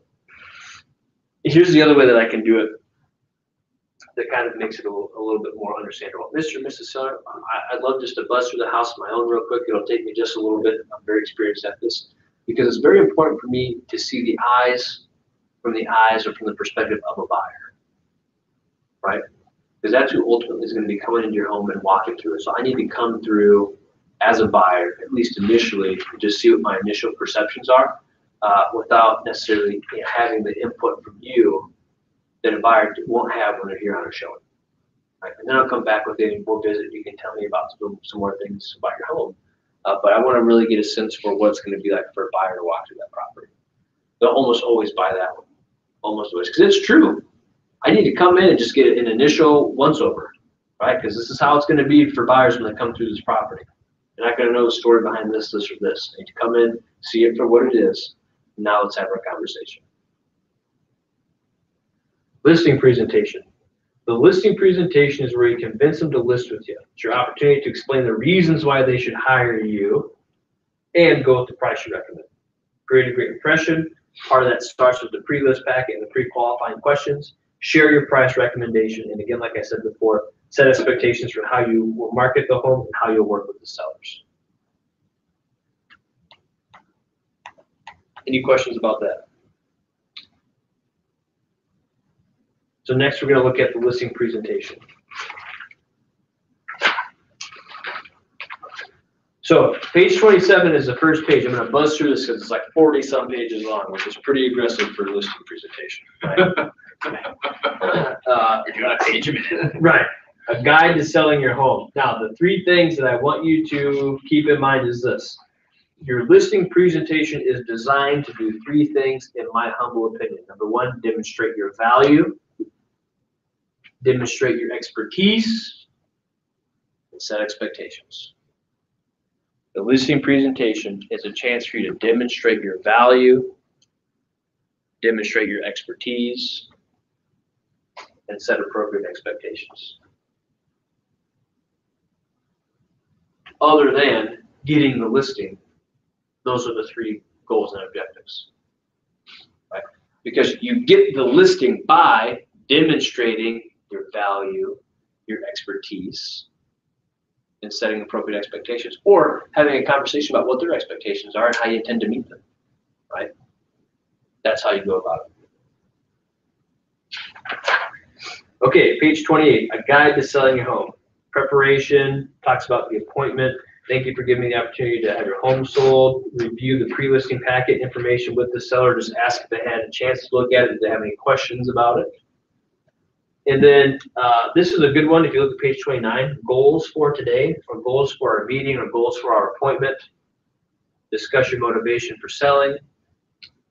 Define what a great experience is like for you or what your expectations are. Review what you can expect from me. Explain the process from list to close. Review three factors that get your home sold and decide whether or not we're going to work together. Decide whether or not you want to hire me. If I say that last one, what expectation did I just set for the appointment? That you're going to give me an answer, Brad. Hopefully by the time I leave here, whether or not you're going to hire me. That's a nice way of saying it. Our last goal is decide whether or not we're going to work together. Our last goal is going to decide whether or not you hire me to get your home sold for you. Right? Can you say that in a very easy, non-threatening way? Sure. Right? Because when we hear that question, this is how we hear it in our heads. You're going to decide whether or not you're going to hire me. No, it's hey, and at the end of the day, you're going to decide whether or not I'm the guy for the job. Super easy. Right, get there eventually. Absolutely. Quit dancing around it and just ask. We dance around it so much in the land of Minnesota, the Midwest in general, right? Will they hire me? Won't they hire me? I don't know. I'm too good to ask. Just ask them, hey, am I the guy for the job? Cool. I would rather know yes or no. You're not going to hurt my feelings. Well, maybe a little bit. I don't know. I'll go home and cry a little bit. No, I'm just kidding. But it allows me to know, do I need to invest any more time in this or do I need to move on to the next one? Right? Okay. Uncover and prioritize their needs. Ask lots of questions. Listen more than you talk. It's huge. One of the answers I get from people when I ask them why they hired their agent, because they listened to me. That's a pretty common answer, because they listened. So I didn't ask you how you found your spouse. I asked you how you hire your realtor. No, just kidding. Because they listen, right? It's huge. Affirm their response is great. That's wonderful, awesome. I know that sounds kind of goofy, but it actually makes the conversation less awkward, right? Sometimes when you're interacting, oh, that's awesome, great, fantastic, perfect. Don't assume they already know something, that they understand what you've told them, blah, blah, blah, blah, blah. You know, just any questions about that? I've heard from some people that asking, does that make sense? Several times, some people get offended or annoyed by that because sometimes people say, what, do you think I'm stupid? Right? I don't know. I actually usually I ask that quite a bit, so I'm trying to get better about it. You know, I'll teach them and say, does that make sense? I think sometimes it's how you ask it too. So any questions about that? Give them time to ask questions or give you feedback. Any thoughts on that? Or put it back in yourself. Like sometimes I'm not clear. You know what I mean? Yeah, Like it's absolutely. your fault. Sometimes I miss a thing or two. Is there anything I didn't cover that would help you make your decision? Very good. It's all about you. Why are you moving? Or right now you're just revisiting with them. Hey, when we spoke before, you mentioned this is why you're moving and this is your time frame. Just checking to make sure that's all, that hasn't changed. Right? Or have there been any changes to what we discussed previously? Because can things change? Yep. Absolutely. Right? You need to know about that before you get into some of the other stuff. So page 32 is basically 32 and 33 talking about how you're going to provide phenomenal customer service and trying to find out from them what's important, right? I'd like you to have great customer experience. Use that script I always I told you guys about earlier. We want you to have such a phenomenal customer experience that before we even get your home sold, you're already referring us to friends and family, right? On a scale of 1 to 10, 1 being not so desirable, 10 being extremely desirable, what one thing has to happen in this transaction for it to be a 10, right? Or basically, let's take that question and make it a little less complicated. What's the most important thing to you that you would get from your agent, right? Something like that. Because you're just trying to uncover what it is that you really need to hammer and take care of. Ben might say, hey, what's important to me is you don't waste my time, that we're very efficient. Great. Probably something you know about. If we could add just one more thing, what other thing has to happen? If we could add another thing, so it starts to get sometimes repetitive, think about how you can switch these things up. Or say, hey, what are the top 3 things you're looking for, or that would make life easy for you, or that would really meet your needs? You can tell a little bit about the company here on pages 34 and 35. But here's what I'll tell you. People don't hire you for what company you're at, usually. For some people, it might be like if we were like measuring all the things that weighted their decision, it might be a minor thing that helps tip the scale in one direction, but it's usually not the sole reason why they hire you, right? Why are they hiring you if they hire you? Because it's you. They like you, they trust you, they like the report. You just so happen to be at whatever company you're with, right? But one thing that you can do, or one thing I would suggest is when you do talk about the company, hit the high points and move on. But here, if we're going to take it up a next level, here's what you really talk about. You don't just say, hey, we're the #1 company, we're the greatest in the world, we're the best company ever. You explain to them why that's relevant to them, right? Mr. and Mrs. Keller Williams is the largest real estate company in the world. And here's why that's important to you. It means that we've got the largest network of agents out there to maximize the exposure of your home. And because our company is the largest, the tools and systems we have available to us allow us to do the best job by far maximizing the exposure of your property on a multitude of different platforms, which means top dollar for your home. Did I just take, hey, we're #1 and boil it down to this is why it actually is super helpful for you when you're going to sell your home? We lose we stay so disconnected on that. Oftentimes we think just by saying #1 that we've said something. I'm so, okay, great, you guys are #1. What does that mean for me? Right. Oh, great question. It means X, Y, and Z. It means nobody else out there has the arsenal that we do when it comes to getting homes sold. We're the biggest. We do the most, right? you can say without being braggadocious, you're just helping them understand what some of the benefits are from working with a company that's as accomplished as ours is, right? But that would be the one caveat I tell you when you're talking about the company. Don't just vomit the stats of the company. Explain to them why it matters to them. And if you need help with that, just ask me. I can help translate company to why it's relevant to the seller or buyer any day of the week. Just let me know what it is you need help with. Right? Okay.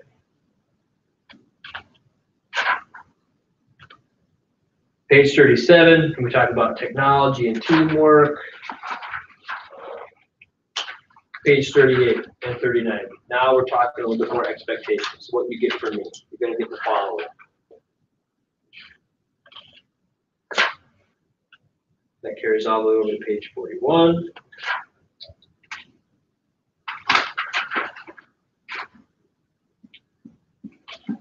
Page 43 talks a little bit more about the process. Say, once we get it listed, this is going to happen. Once we receive an offer, this is what will happen. We'll start negotiating, blah, blah, blah, blah, blah. This is how we're going to handle paperwork at that point.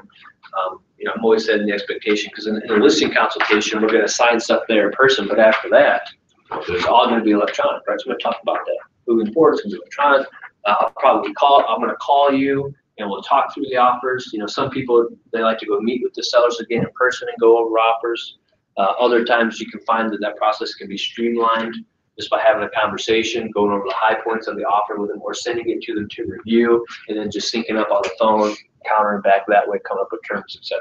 What if you got somebody that just, they don't have the internet, they don't. Yeah, then God bless you. Hopefully they live close to you, right? That happens. There's an agent of ours in this office right now who, you know, we were in constant communication about his inspection timeline because he was worried about the fact that it was kind of getting close to being done, and we were constantly asking the listing agent. He's like, here's the deal. This person lives in Albert Lea. They don't have internet, so I've got to go physically there, get stuff signed. It's the weekend, blah, blah, blah, blah, blah. So, you know, having those conversations is helpful. And that's why we talk about the process, right? And here's the flip side of that. Can you leave a form at the front desk with Nikki and tell your client, hey, Cindy, come on into the office anytime today between 9 and 5. Nikki at the front desk has the form. You just got to drop in and say, you're my client, you're there to sign something. Absolutely. That'll change your life.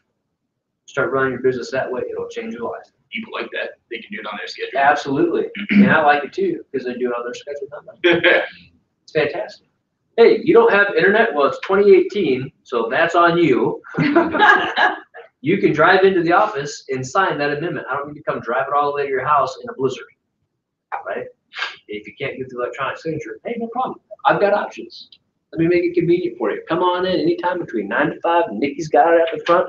She'll sign it and get it to me immediately, right? Think like that. How you know? Do you have to necessarily do everything? And what can your clients do? Hey, great, earnest money check, drop it in the office. They're expecting it. I don't need to necessarily come to, oh, by the way, okay, you're my buyer and we're doing a deal with XYZ Realty. Do I need to make them come drop it to my office so that I can then go take it over to that company? No, not at all. Here's the deal.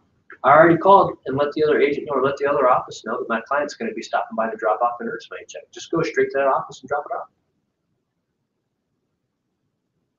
Right? If you're going to drop it off anyway, drop it off there. Now I'm saving myself the trip to go take. Or, by the way, use trust funds.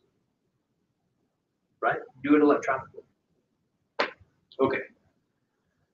But that's all stuff that's part of the home selling process that you can talk about and again, set some expectations for. Smooth closing. Again, talking about, hey, sellers commonly pay this. Sellers are usually on the hook for this. Buyers are usually on the hook for that, X, Y, and Z. Just kind of letting them know what they're getting into. So, especially if, you know, last time they bought a home was a couple of decades ago, might have been a completely different market, which might be their reference point when it comes to some expectations, right? You ever heard anybody talk about points? Sure. Oh, we'll buy down some points. Like, who is this? Do they have, is there a scorecard they're keeping about me somewhere? Am I losing or getting points? What's going on here? That's like old school term for people back of the day. Just how to talk about interest rates. Every point is a percentage. Like, oh yeah, back in the day, well, we had to buy it down by like 5 points. We don't do that anymore. Right? You're just having that conversation. Well, you know, it's actually fairly common for, I know back when you bought your home that sellers were paying all the closing costs, but in our market today, if it's competitive, it's not happening, right? So having some of those conversations. Obviously, I don't say it like that. No, that's not happening. You know, but being able to speak to it and set that. It depends. If they're like Ben and they're a high D, what we would call in our company if you're doing the personality assessments, I'd be like, well, here's the deal, Ben. It's probably not gonna happen. He's probably gonna like that straightforwardness. 3 factors on page 46. Factors that'll get your home sold. Well, let's look at 47 because they're pretty. Condition of the house, marketing of the home, and price. Condition, marketing, and price. You heard me before. I said, what's the one and only thing? I said it was price. And then I kind of said, well, you know, price and condition, right? The other one that can be impactful is marketing, right? But what about would you say that pricing the home is part of marketing? Sure, absolutely, hands down it is. Pricing the home is part of marketing, right? Because if I give it a certain price, that's going to impact the marketability of the home and the demand, right? So if I'm ranking these from start to finish, pricing is number 1, condition is number 2, marketing is number 3. And the reason I say marketing is number 3 is because when you put it into the MLS, it's so streamlined, it takes care of the bulk of the marketing for you. That's why we pay the MLS what we pay them, right? Because when it goes into their system, it shows up everywhere, right? As much as we hate paying it. No, I'm just kidding. But I do. Just kidding. Yeah.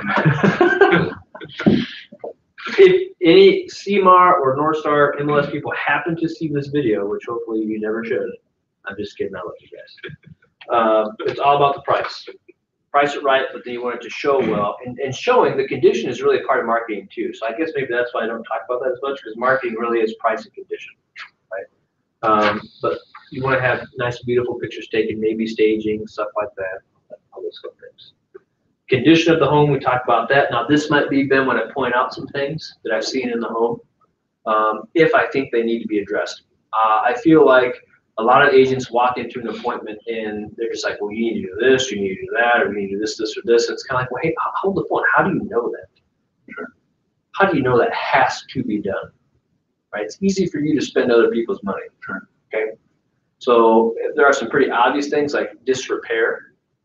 Well, yeah, we probably want to fix items that are clearly in disrepair, unless you're going to price appropriately because of that, right?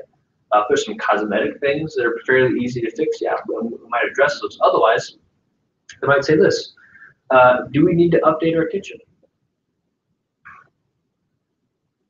I don't know. I'm not saying this to them. I don't know. I could say that most people would probably like to see an updated kitchen, but I don't know if you need to update one in order to sell. So here's what I'll say. Hey, before you go spend thousands and thousands of dollars renovating or remodeling your home, oh, by the way, you will never see a dollar for dollar return on that. That's just not going to happen, right? Here's what I'd rather do. Let's price it appropriately. Let's have some showings, and let's see what kind of feedback we get. If we get 4 or 5 people that say, hey, if the kitchen really needs to be remodeled, great. Now we have evidence to justify you making that expenditure.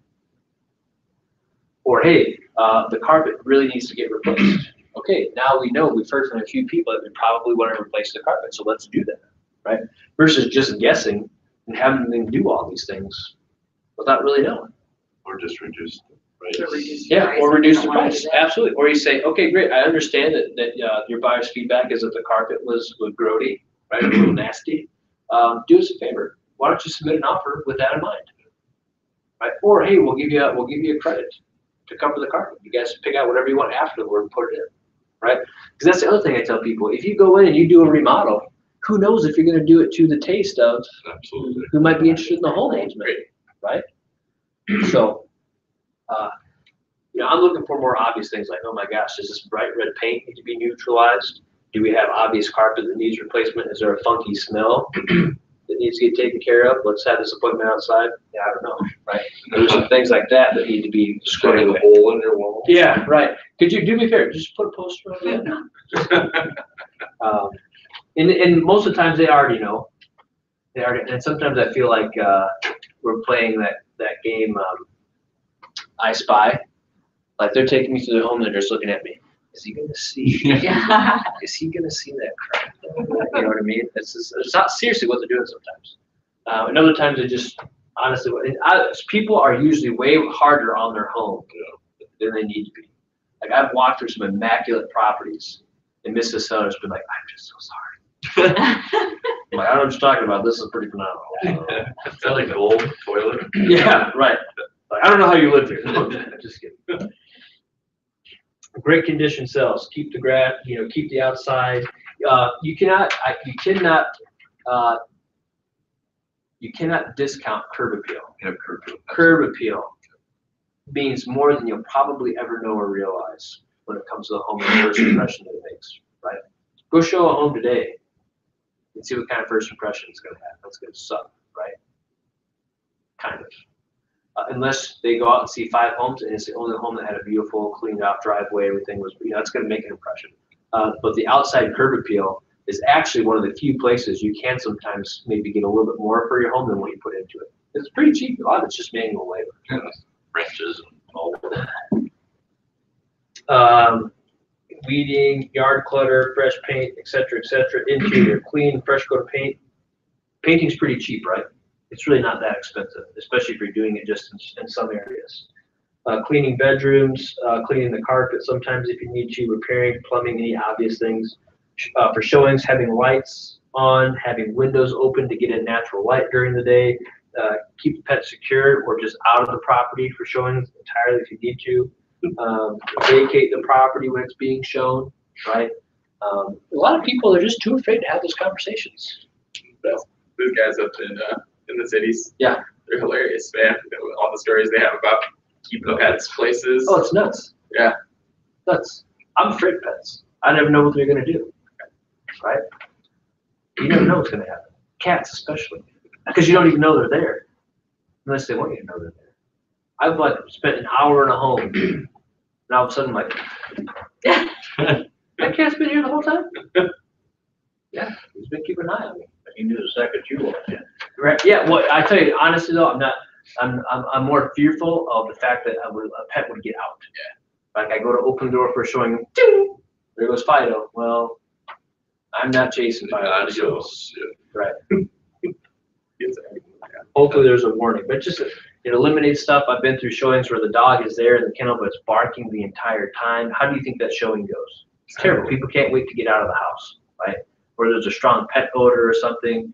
No, I'm always impressed if I go through a home that has pets and I would have never known. That's impressive. Because I can almost always tell there's a pet either by the smell or just by the general wear and tear on the property or something. But if I can go through the home and they have a pet and I didn't guess that, I'm usually pretty. It must be a tiny, tiny dog or something. But I'm like, hey, you did a good job. Show up. I'm going to talk more about price in the next portion of Ignite here, so in CMA stuff. So that's all going to be stuff that's part of your listing appointment presentation. Then you go into the listing agreement, etc. Seller disclosure. We're all familiar with the disclosures, right? It's important that they fill those out to the best of their knowledge, accurately, etc., etc. And then a guide to what's happening next. Page 67 has a moving checklist. Can be very helpful. Item of value, helping them plan ahead. So now I'm going to transition to session 5, which is price to sell with your CMA. I'm just going to tell you guys how I approach it. Okay. Page 10 of that session, this is huge. It says truth. Pricing has a large mindset component for you and your seller. And for buyers too, if you think about it. Pricing has a large mindset component to it. It's a process. Learning to do it well also requires knowing pricing strategies based on the principles that drive markets. It also requires knowing pricing tactics, building and presenting a comparative market analysis and scripts to go with it. So in this kind of a market, what impacts or what implications do you think it has on pricing? In this market, In this market? the pricing might be, Aggressive. It- Yeah, you can higher. probably be a little bit more aggressive with your pricing in this market, right? I use that word specifically. Because my humble opinion is when you're coming up with the price of a home, it's usually a range.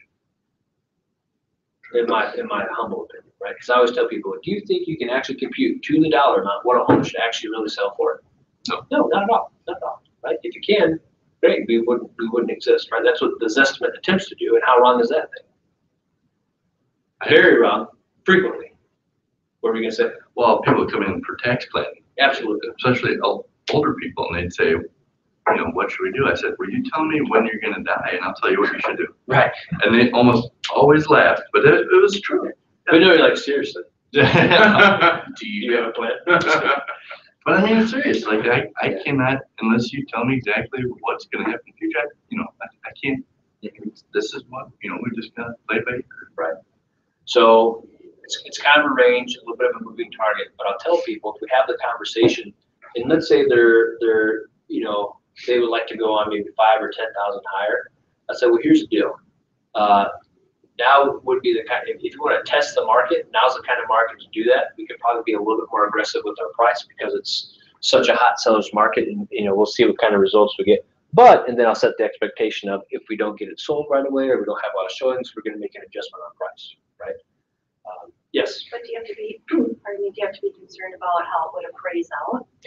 You always do, but we can't really control that. And if there's one group of people out there that I have a very passionate hatred for, it's appraisers.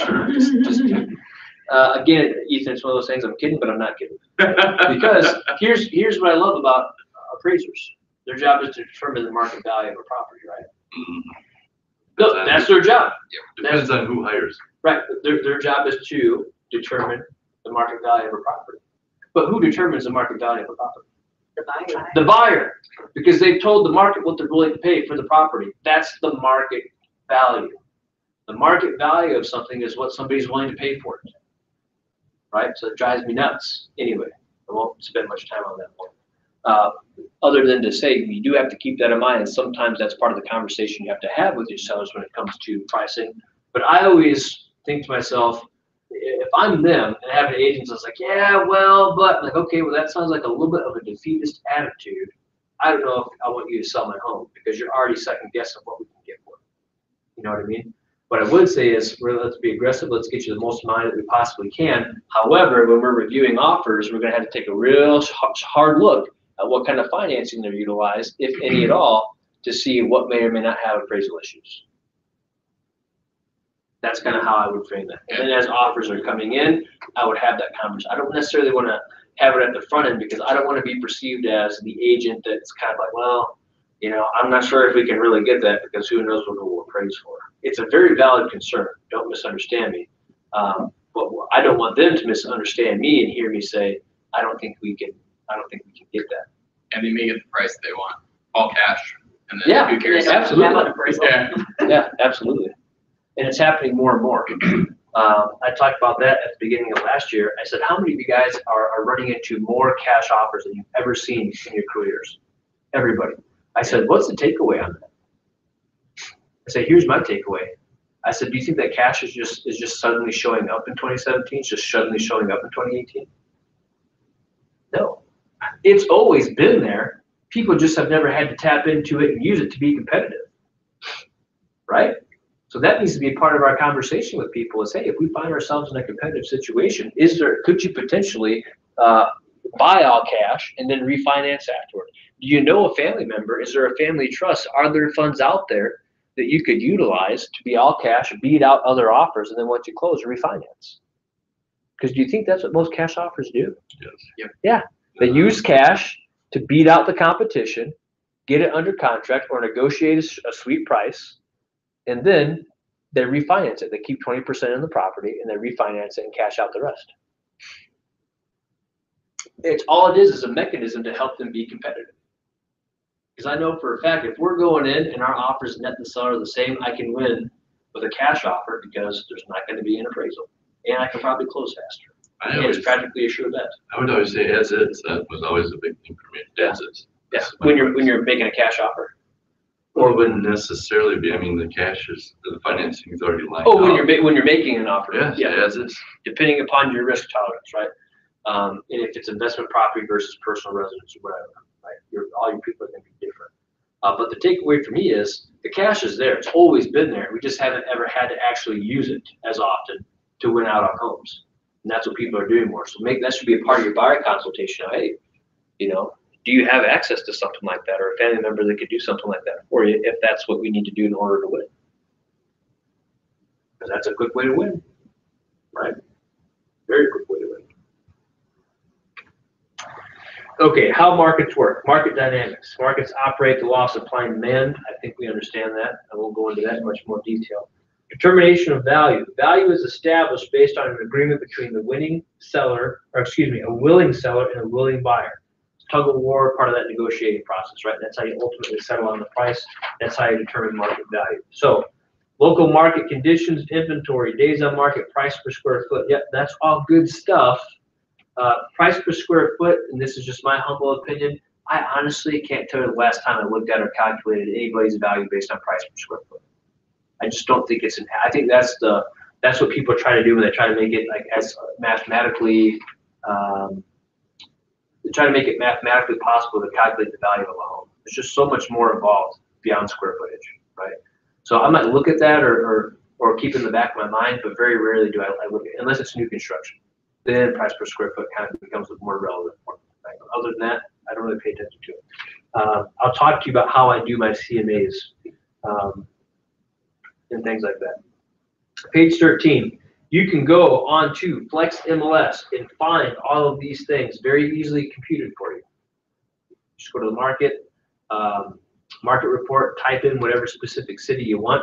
It'll generate days on market, average price per square foot, et cetera, et cetera. So take that as an assignment. Go into Flex and search the specific areas you're interested in, and then make notes of days on market, things like that. Because here's the deal: when you're on a listing appointment, and you can tell the seller, say, here's the deal, in the city of Rochester, the average days on market is blah, blah, blah, blah, blah. Average sale price is this, and the average, list to close date is this. And they're interviewing a couple other agents, and none of them talk like that or have that information available. What did you just do in their eyes? You validated yourself as the expert, right? Or you're not even going to interview anybody else because you're like, holy crap, this guy knows what he's doing. That's the guy I want to work with. It's the same in buyer consultation, right? Homes are going, their days on market is this, they're selling, this is the percentage list to sale price value, blah, blah, blah, blah, blah. Oh, by the way, here's the market statistics, and here are mine. On average, properties are selling for 93% of sale price. The homes that I sell for an average of 101%. Let me explain to you how that works and why that's relevant to you. Right? Same with buyers. Pricing principles and strategies. Know what sells, price, condition, etc., etc. Okay, here's what I want to talk to you about when it comes to looking at comparables, right? Because we're trying to think, how do we determine what the value of a home is or what we're going to price it at? What do we do? We look at all the other homes that have sold nearby and use that to base our pricing suggestion, right? So I tell sellers this. I look at 3 different things. I look first for a market that works.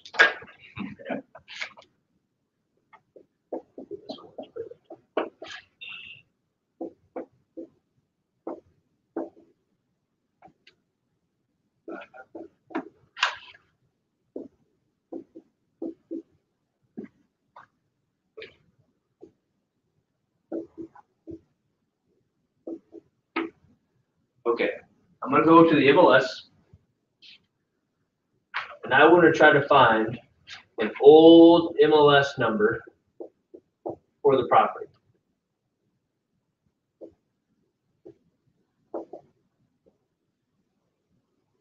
Because I'm going to use that to do a radius search.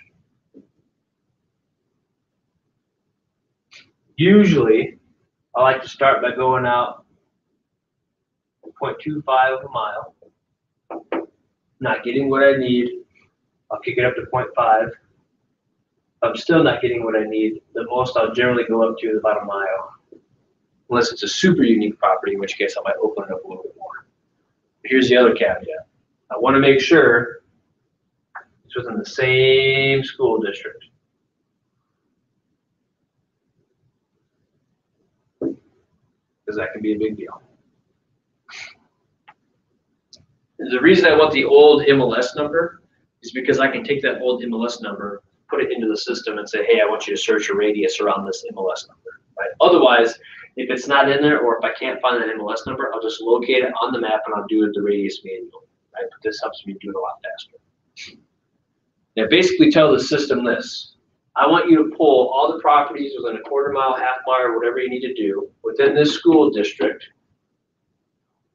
that are active, pending, or have sold, and I always start first with 0 to 90 days.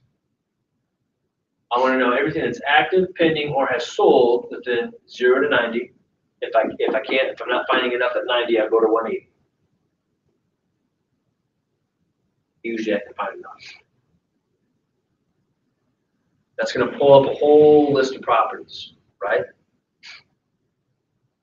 And if I need to, if I know the bed's bass, the square footage of the home, I might set some additional parameters there, a little bit of leeway, but it's nothing crazy, right? If somebody tells me, yeah, we've got a 4-bedroom home, great. I might look at homes that have 3 to 5 beds, right? We've got 3 bathrooms, great. I'll look at homes that have 3 to 4 bathrooms, right? Because what I want to do is pull a list of enough properties that are somewhat similar, and I'm going to start working through them. The first thing I'm going to do is I'm going to exclude ones right away that I just know aren't comparable, right? Every once in a while, you're going to see a pretty good spread, right? A lot of them are within this price range, and you have a couple of outliers that maybe you got into another neighborhood that's like way too much or way too less, or, well, this is a foreclosure, so I'm going to pull all those out. And what you'll find is, you're going to have a pretty good list of actives, pending, and solds. Then narrow it down to, I like to stay to about 3 per category, right? But if you need to, you can do 3 to 5, right? What we do, a lot of times what we do during a listing presentation is we give them way more information, way more than they need or really can comprehend, right? Here's what I want you to look at. The 3 best active properties that are most similar to your home, same with pendings, same with solds. That's all I'm looking for my CMA, right? Then when I sit down with the sellers, this is how I explain to them. Mr. and Mrs. Seller, when determining the value of your home, there are a few different things I look at. I look at properties that are within a mile of your home that are similar. The first type of property I look for are homes that are called active property. I don't assume that they know what that means. Homes that are called active properties. That means it's a home that's actively listed for sale. They are essentially your competition. So it's important that we keep an eye on what they're priced at. The second thing I look at are pending properties. These are homes that have accepted an offer, but they haven't closed yet. They haven't formally been sold. What's important about those properties is this. We know where they were priced at in order to be enticing enough to receive an offer. The most important type of property I look at, because it's the most relevant, are recent solds. Properties like yours that have actually sold within 90 days or within 100 days, whatever you need to be. They're the most representative of what you can expect to get for your home. And I show these properties, these properties, these properties, and I ask this question. Mr. and Mrs. Seller, based on the information I just shared with you, where do you think we need to price your home in order to get it to sell sooner rather than later? Now shut up. What are your thoughts, takeaways, feedback, questions on that? I've got more to say, but I want to just know what your initial reaction to that is.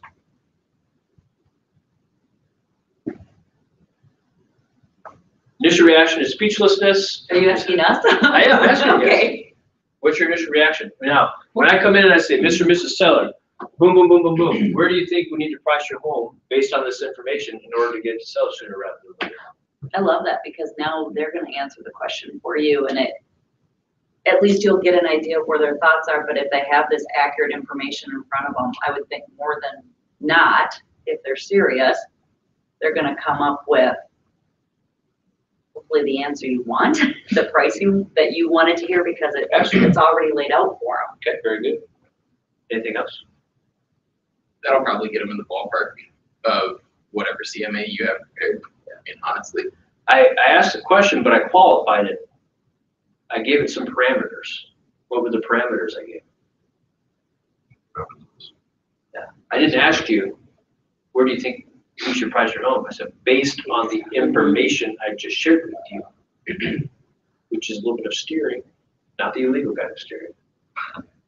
I'm kind of steering them. I'm giving them I'm giving you a left and right limit. And based on this kind of range of prices I just shared with you, where do you think we need to be? Not just asking you to pick a price out of thin air, right? And when you share this information with them, it's very hard for reasonable people not to at least acknowledge what's right in front of them, right? Because in our minds, how does this conversation usually go? What usually happens when a realtor is going over this information with somebody? I mean, you're getting some idea of where. What usually happens? Does an agent usually say, where do you think we need to be priced? What does an agent usually do? I think we I should. think we price should. I think we need to be here. And the experience I had was more than what they expected. And it sold full asking price in 3 days. So you told them the price? We went through this and explained to them where they're at high and low, and said that we should probably be in this neighborhood. And it was more than what they were thinking. Which is a great situation to be in, right? 3 days, they had full price offer. Perfect. But if you let them say what they're thinking first, you can still come back if Oh, you we- think we it should be did. higher. We had them write down a number before we even started. Because I think if you just say what you think the house should be at, there's a lot of buyers out there that even though that's right in front of them, they're still thinking in their mind, "Oh, I think my house is worth more." Sometimes they shut down immediately. Sometimes they shut down immediately. When you just throw a price out there, if it's nowhere near what they had in mind with it. And so that's okay. I mean, that is what it is, right? But what I have found is that when you ask it this way, you get them to say it, right? Which is Better than you say. a step in the right direction. You get them to acknowledge it, It right? all depends on the market. I mean, right now the market's unique, so I mean, there could be years where they're like, you know, I think the opposite can be true. Yeah, sure. Absolutely. Absolutely. But to Bob's point, the response I usually get when I give them this relevant information, some parameters, is they usually quote me either A, right where they should be, which makes the conversation very easy, or B, slightly less, which puts me in an opportunity to say, hey, you know what? I think we can do better. And the minute I say that, I've just won. And if I do get them more than what they're willing to go on for, I just outperform. I'm an agent for life, right? All they're gonna remember is Zach got us more than what we thought we could even get, right? And I don't just ask, hey, based on this information, what do you think we should list for? What's the other caveat I say? what do you want to sell for? Yeah, what do you think we should list it at in order to So, get it to sell sooner rather than later? Where do you think we need to price your property in order to get it to sell sooner rather than later? Right? Sooner rather than later is a nicer way of saying, what do we need to do to get it to sell fast? Yeah. Right? Where do we need to price it in order to have it sell sooner rather than later?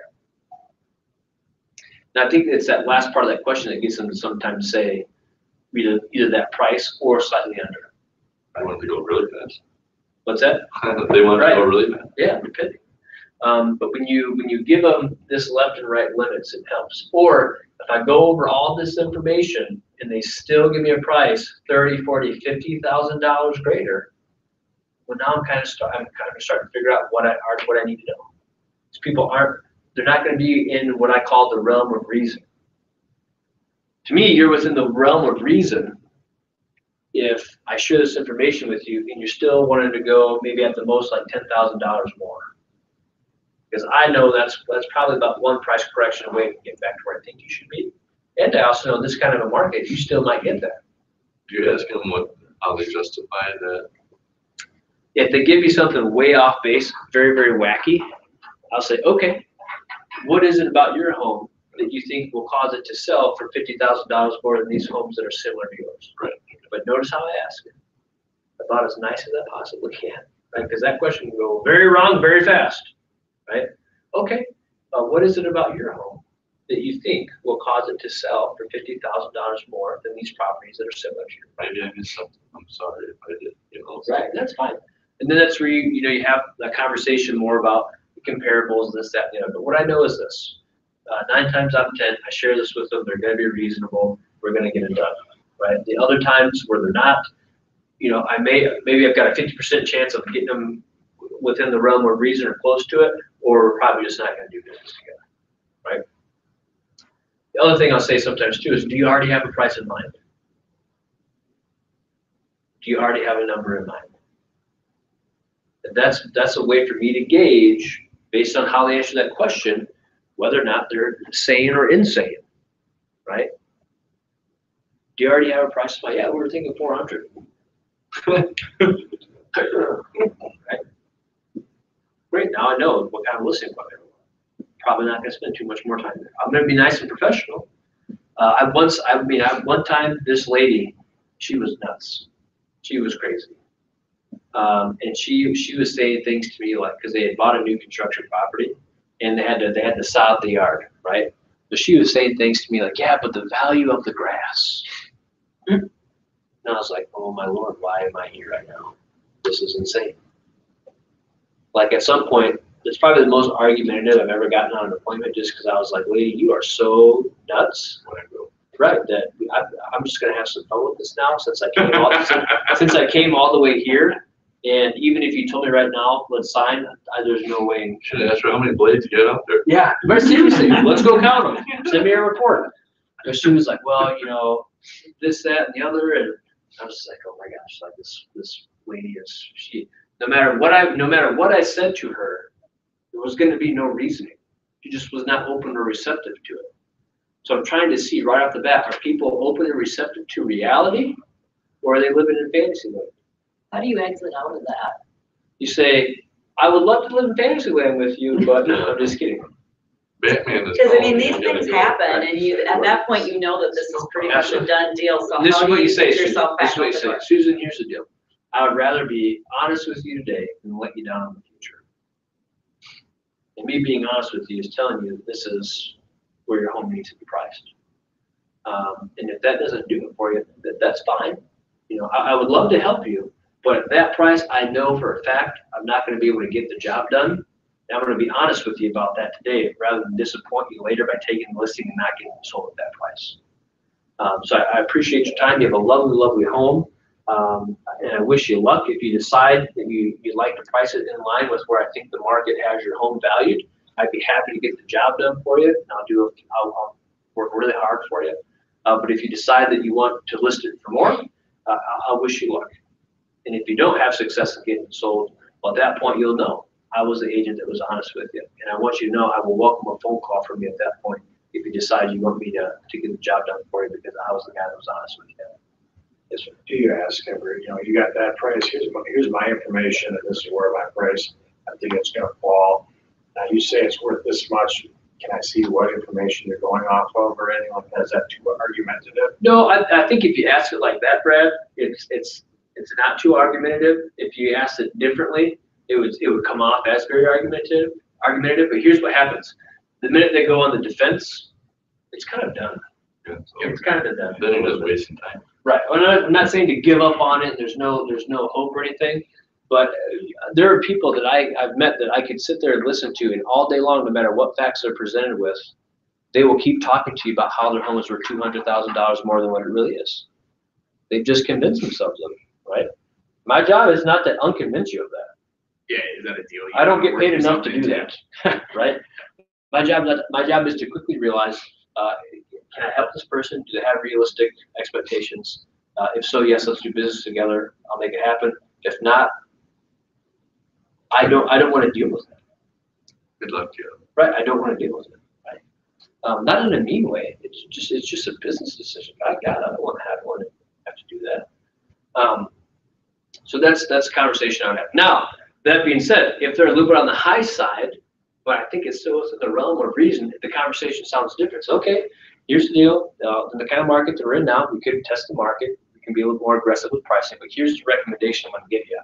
I'll work with you and we'll list it at that price if after a week to 2 weeks, we're not receiving any more showings or we haven't received any offers, that you agree to go ahead and do a price correction and we come back in line with the price I'm quoting you at so we can get it sold sooner rather than later. Almost everybody agrees to that. So here's the deal. I just like you, would want to make sure I could get the most amount for my home possible. So here's what I'm willing to do. I'll work with you to test the market. Let's start at that price. If after a week to 14 days we're not seeing results, we got to make a correction quickly, get it back in line with what we can get it sold for. They're almost always open to it. And if they are, I will take that listing hands down. Because I've already got them to agree to a price reduction on the front end. I might even have them sign the form, the price change form, while I'm there. Yes, sir. That was the question I had. Would you do it then or have that conversation later? If I've got the form with me and they're open to it, right now. Say again. Date it a week later, right in front of them?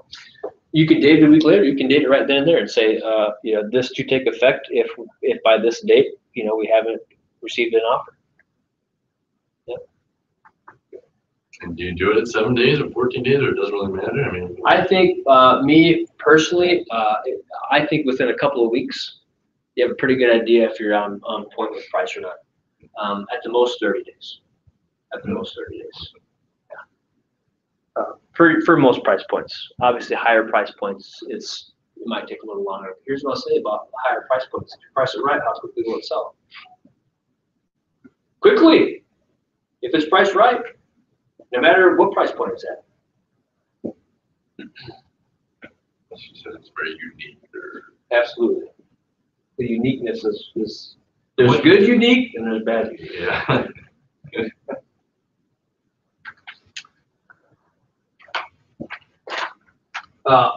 What other questions do you guys have about how to do a quick down and dirty CMA and how you present it to people? So that is your CMA right there. That's what I do. And everybody does it With differently. photos and everything? It's like so remarkably unimpressive. It's not even funny. So you don't bind But they it, list. bind it, or? It's 3 sheets of paper, not normal size sheets of paper. It's got one active, a second active, a third active. No. One pending, second pending, third pending. One sold, second sold, third sold. On sold, I might handwrite on there days on market and what seller contribution and closing costs were, if need be. And you average them out, or? Nope. No. Just have it all there. And then what this has is it has a little picture, the front of the home, it has the price, it has beds, baths, square footage, like the basic essentials, and I'll highlight whether or not, yep, this has got the same beds, baths as yours, square footage is comparable, blah, blah, blah, blah, blah. Hey, based on all the information I just shared with you, where do you think we need to price your home in order to get it to sell sooner rather than later? In today's day and age, most people already know the answer to that question. Sometimes we'll get into the topic of selling a home to somebody, and even before I share with them what my CMA is or any of the information I have, I'll say, hey, do you already have a price in mind, or do you already know what you're looking to get for it? They'll say, yeah, based on what we've seen, let's put out a number. I'm like, well, that's exactly what's on my CMA, so, right? So that's great, right? That's because do you think that when they did their research, when the consumer does their research, what do you think they do? They go on like realtor.com and start looking. They go to a website and they just click on homes nearby. That's how they come up with their price. That's all we need to do too. Right? You're not an appraiser. I mean, here's the deal. Some agents will go about that. That's awesome. That's great. I honestly wouldn't have the confidence in myself to start doing stuff and making adjustments. I don't know. What's this worth? I don't know. Right. I don't know. I know, that's why I was confused when we had that CMA class a couple weeks ago. Yeah. I was like, But that's a method. too much. But that's a method, and for some people that works very, very well. But was that a market analysis or was that a market appraisal? It's kind of more like an appraisal. And I don't want to devalue that class because that's very, very good. Right, I agree. And you need some of that stuff. And sometimes some sellers do need that level of detail. But for me, it's like, hey, I can do that, and I can do it with it in less than 10 minutes. This is what you're looking at. Here's your price range. But you never know who the buyer is. I mean, they may, you know what I mean? How would you adjust it? Finally, it just seems like there'd be ways to Yeah. finely tune it. Right. When I think part of that too is what I got tired of is spending, an hour or 2 hours on a CMA only to go there and realize this person didn't even care what my CMA was going to say. Right? Or I didn't get the listing anyway. All right. So, okay, here, lesson learned. I'm going to do enough time to get the information I need presented and find out if we're going to do business, yes or no. Makes sense to me. That's the way I Right. want to do it. All the other stuff, let's be honest, all the other stuff is fluff. It's just fluff. And people know it's fluff. What is the one thing that they want to hear from you? What's the one piece of information? What's the one burning question they have when you come over on a listing presentation? Can you sell your house? How much can you sell it for? That's all they want to know. And what we do is we spend 1 hour and 59 minutes dancing around that, and then in the last minute we talk about the price. And in the last minute we figure out whether or not they're reasonable about the price or not. I like to talk about it pretty much upfront. Sure. Right? Mr. Seller, how are you? Nice to meet you. Take a look around. Okay, I'm sure what you want to know is what we can get your home sold for, right? So I do this, this, and this, blah, blah, blah. Based on that, what price do you have in mind? Awesome. Now, let me tell you a little bit about how we operate. I'm not even going to go into that unless I know we've reached an agreement on the price, right? Let me go into how we operate and how we can get your home sold. Because, oh, by the way, I'm not going to give you all my tips and tricks if we're not going to do business together. If I tell you everything on the front end and then I find out you're a wacko, or that you were going to do it anyway on your own or something, no dice. Let's find out. Are we going to reach an agreement on price? Great. Okay, awesome. Now we're going to move forward, and I'm going to explain to you all the other things that I do and all the other tools and tips and tricks I have in my bag, my realtor bag of tricks, right? And oh, by the way, that's what they want to know more than anything. So just give it to them. Just throw it out there. Hey, here's the price. How does that hit you? Very good. Let's keep moving. Let's move it. Or, sorry to hear that. I'll stay in touch. Right. Well, but it could be, hey, I get that, in conversation with you, that price in your equity position, it sounds like it's not going to work for you, and that's okay. Here's what I'd love to do. Let's stay in touch. Let's reevaluate a year from now. Let's see if between, the 12 more months of payments you make and the market appreciation, that next January, if you're in a better position to get sold. Is there anything wrong with that? Absolutely not. Not if they don't have to sell right now. That is a consultation. You are providing value. Hey, here's the deal, guys. I'm looking at the numbers, and if you're telling me you want to pull X amount out of this property when you sell, we're not there yet. There's 2 ways we can get there. You pay off more of your home, or it continues to appreciate in value, or a combination of the two. Right? So what we can do is we can continue monitoring the market value of your property, and when it gets to that magical critical threshold, then we can probably get sold for you. Or Google moves in next door. Property values. Absolutely, yes. Or Mayo Clinic does something or whatever, right? Or vice versa, right? But by the way, do you now have that? And in the meantime, what I'll do is I'll keep your house in mind. And if I come across buyers out there and they're looking for a home like yours, and we simply can't find it, I'll give you a phone call, and we'll have a conversation and see if it works for you or not. Right? It's okay if I do that? Yeah, absolutely, no problem. Okay. I want to make sure that I don't miss some of the other good things in here.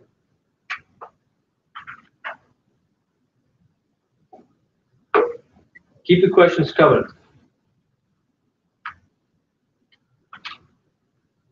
Page 21, Cindy talks about, there's a tip there that does talk about the appraisal. Tip 2, price per square foot can be a valuable tool, but only when comparables are very close together in terms of features, age, etc. So again, it has to say price per square foot. I wouldn't put all my eggs in that basket. Honestly, I don't even look at it. I just look at, hey, if you're a 1,500 square foot house, I'm probably going to go from about maybe 1,200 to 18, maybe 2,000 as far as comparables go, and go from there.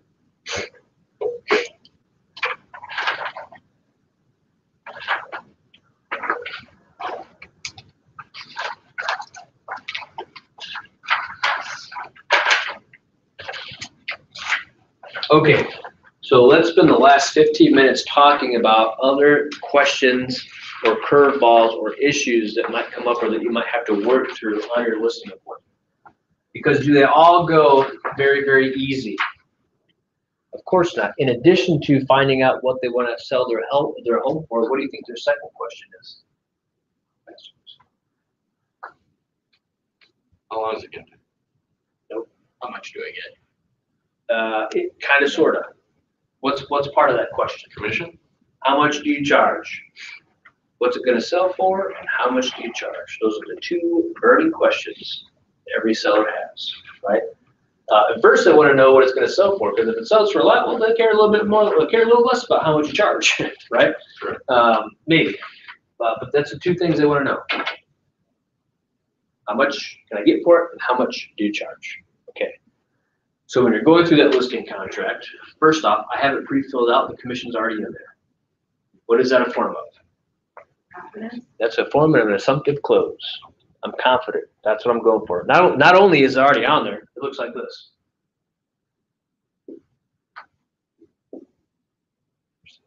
I've got it circled.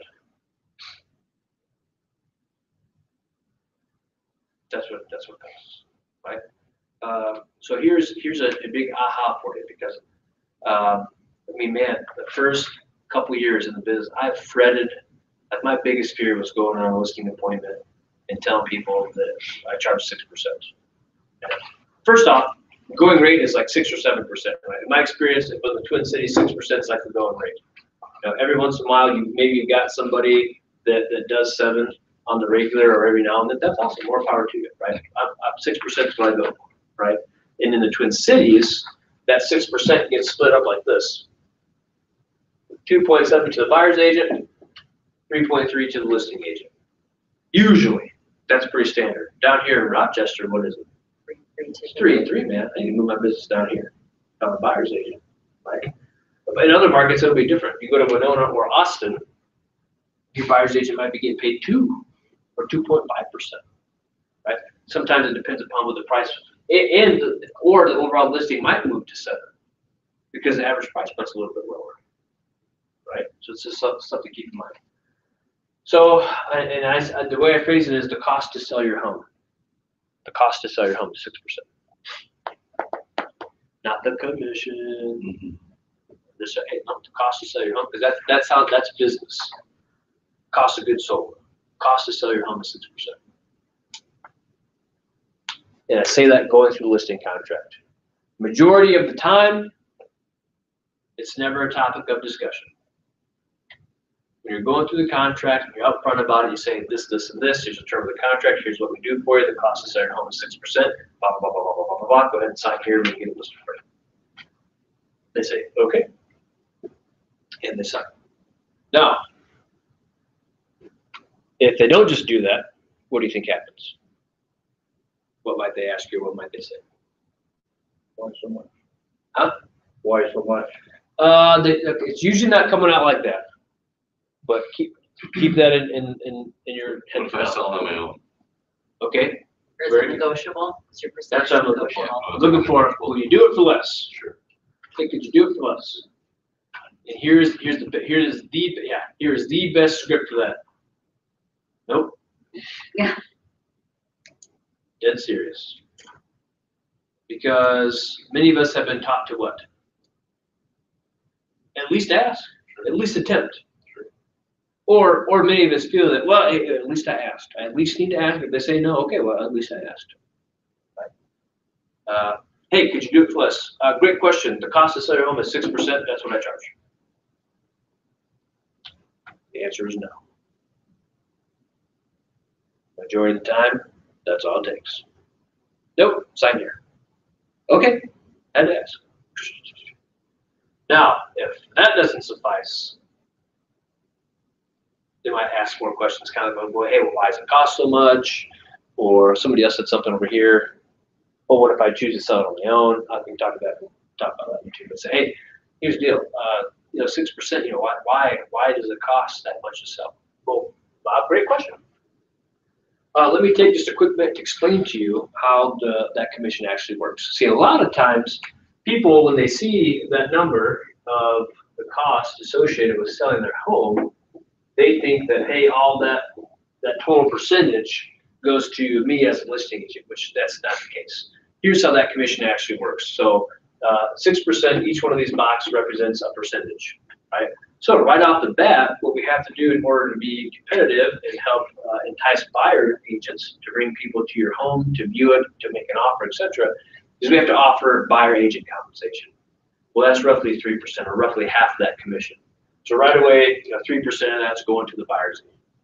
But of the 3% that's remaining, well, I'm a real estate agent at a real estate company. A portion of it goes to my real estate brokerage or company.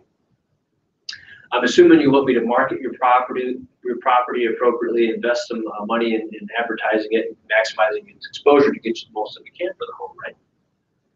That's some costs that I incur to do that. And here's the deal, Mr. and Mrs. Seller, you might not know this, but we're actually related. We've got the same uncle. His name is Sam. I've got to pay my taxes as well. So at the end of the day, that's kind of what I'm left with to, provide for my family and make a living. So that's why it costs 6%. Pretty simple, pretty easy, right? Now that you get enough out, now you know why. That's how it works. That's how the market is designed. So let's do a version of that objection handler and change it a little bit. Well, Zach, I noticed that in your contract it said 6%. We just had Bob out here the other day. He said he'd do it for 5%. And I'll say, Bob, that dirty trickster. No, I'm just kidding. I say, okay, well that's fair. So let me ask you a couple questions about that, Mr. and Mrs. Seller. Explain to you how commissions work, right? Yeah, absolutely. So much like myself, Bob, when you list your home, is going to have to offer a buyer agent payout. He's going to have to pay his company. He has to pay for taxes. He has to provide for his family. So if he's going to shave any money out of that 5%, where's it going to come from? Advertising. It's going to come from his marketing and advertising budget, which Mr. and Mrs. Seller is the most critical part of that commission, because that's what maximizes the exposure of your property and leads to getting you top dollar for your home. So you might save 1%, but it's likely going to cost you. That's why I charge 6. Silent. Yeah, exactly. Yes, ma'am. But that, you've mentioned how aggressively you'll be marketing our home. What if you also bring the buyer in and you're collecting? Great question, Cindy. And here, so has an agent already talked to you about that before, or have you been in that situation before? Well, I'm just aware of that. Okay, and being aware of that possibility, what have you heard that might happen in that instance? That you might consider reducing your commission to 5%. Great question, Cindy. And here's what I'll do. I charge 6%, but I'm also willing to entertain what's called a variable rate compensation, meaning this. If I also find or represent the buyer to this property as well, I'll do it overall for a total of 5%. Or 5.5 or whatever. That's called variable rate comp. You can do that if you want to. You certainly can. It's completely up to you. I recommend never go below 5 in that situation. But that situation basically is you have the listing and you're also representing the buyer. So instead of just keeping only 3%, I'm getting 5. And there are plenty of times where you can do both sides and still get the full 6, right? But there are other times where they might come back to you and ask you about that. And I think that's completely fine if you want to make that decision, especially if they're going to buy a house with you too. It's a no-brainer, right? But I leave that one up to you. Sometimes you don't get that. Oftentimes you don't get that question, at least not right away. But sometimes you do. And I would say, I would always say it's 6%. But if we find ourselves in that situation, I'm willing to entertain or go to 5 or 5.5. It's still a win-win for you, right? What you're saying, if they buy the house that you listed. If I also represent the buyer, meaning I would also get the buyer agent payout too. What if the listing folks, sellers, also want to sign with you to find a house? Same situation sometimes. Oh, okay. It might not be the same house, but. Right. Or I will use that in a way to entice them to hire me as their buyer's agent. And here's the deal, there are many times where it would just, people go straight to 5, go to 5.75, go to 5.5. Right, just the fact that you're giving them some sort of reduction at all, it's all that matters. Right, so don't just slash a whole percentage, do 1/4%, do 0.5%, or as the old timers say, do 0.5 point, right? Do 5.75, 5.5, 5.6, right? Don't just automatically do a huge slash, right? Do it incrementally. So that is something that you can certainly do. Good question. So circling back to the situation with Bob where there's another agent involved. Another way that you might handle that at a listing appointment without going through or breaking down the percentages is this. Well, Mr. and Mrs. Seller, here's the deal. Would you agree that one of the things you're hiring me to do is negotiate on your behalf? Yeah, of course. Okay.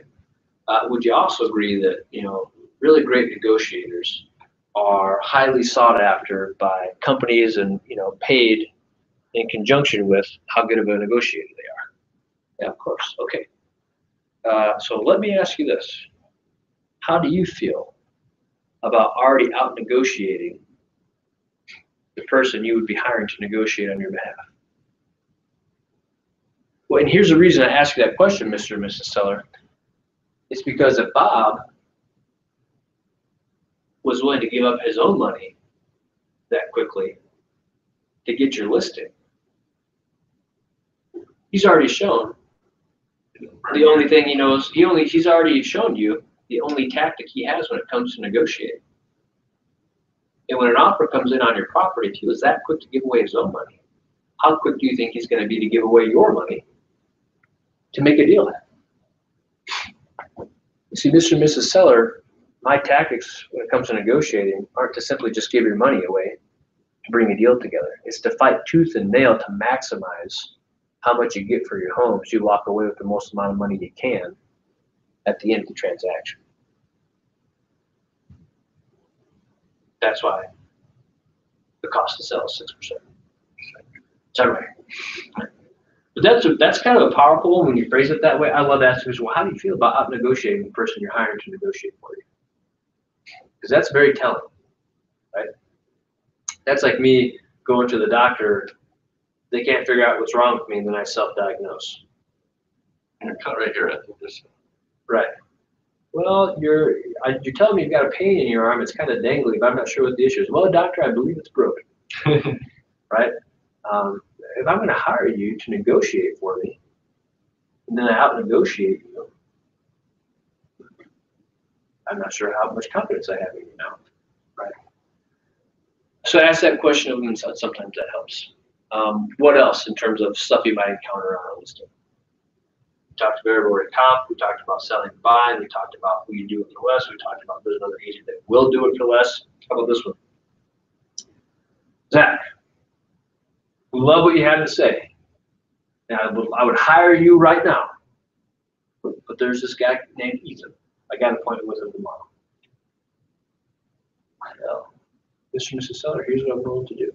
If your mind's already made up, what I'm more than willing to do for you is I'll make a call to Ethan and let him know that you've already decided to work with me. And I'll tell Ethan if he's got any buyers, awesome, bring them on through. We're happy to work with them. But if you're ready to work with me, I'll make the phone call and have to cancel that appointment. I've had people take me up on it. And I call Ethan. Ethan, how are you? Zach over at Cutler Williams. How you doing, man? Hey, just wanted to call you, do you a favor, save you some time. Meeting with Mr. and Mrs. Jones. They mentioned that you had an appointment scheduled with them tomorrow. I don't want you to waste any time. I met with them. We already signed a contract. Wanted to let you know we're going to be going on next week at this price. If you've got any buyers, let me know. I'll get you guys in here. Would love to work together with you on this one. What's Ethan going to say? Yours will take out kidneys. He's going to say, well played, touche. Yeah. Right? No, but I've done that before. I've done it with buyers too.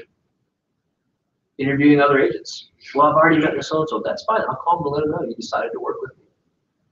Because people don't want to make the call. Sure. They will let poor Ethan come, try his darndest during a listing presentation waste 2 hours of his life when they have no intention of working with him. Because I already know they want to work with me. Right? And also, I don't want to let that sneaky Ethan get his foot in the door. They'd say something that I didn't cover. Or say, I'll do it for 5. I'll do it for 4. Right? I'll do it for free. Right, yeah. So that's a tactic that's utilized pretty, and you gotta be very gentle when you do that. Here's the deal.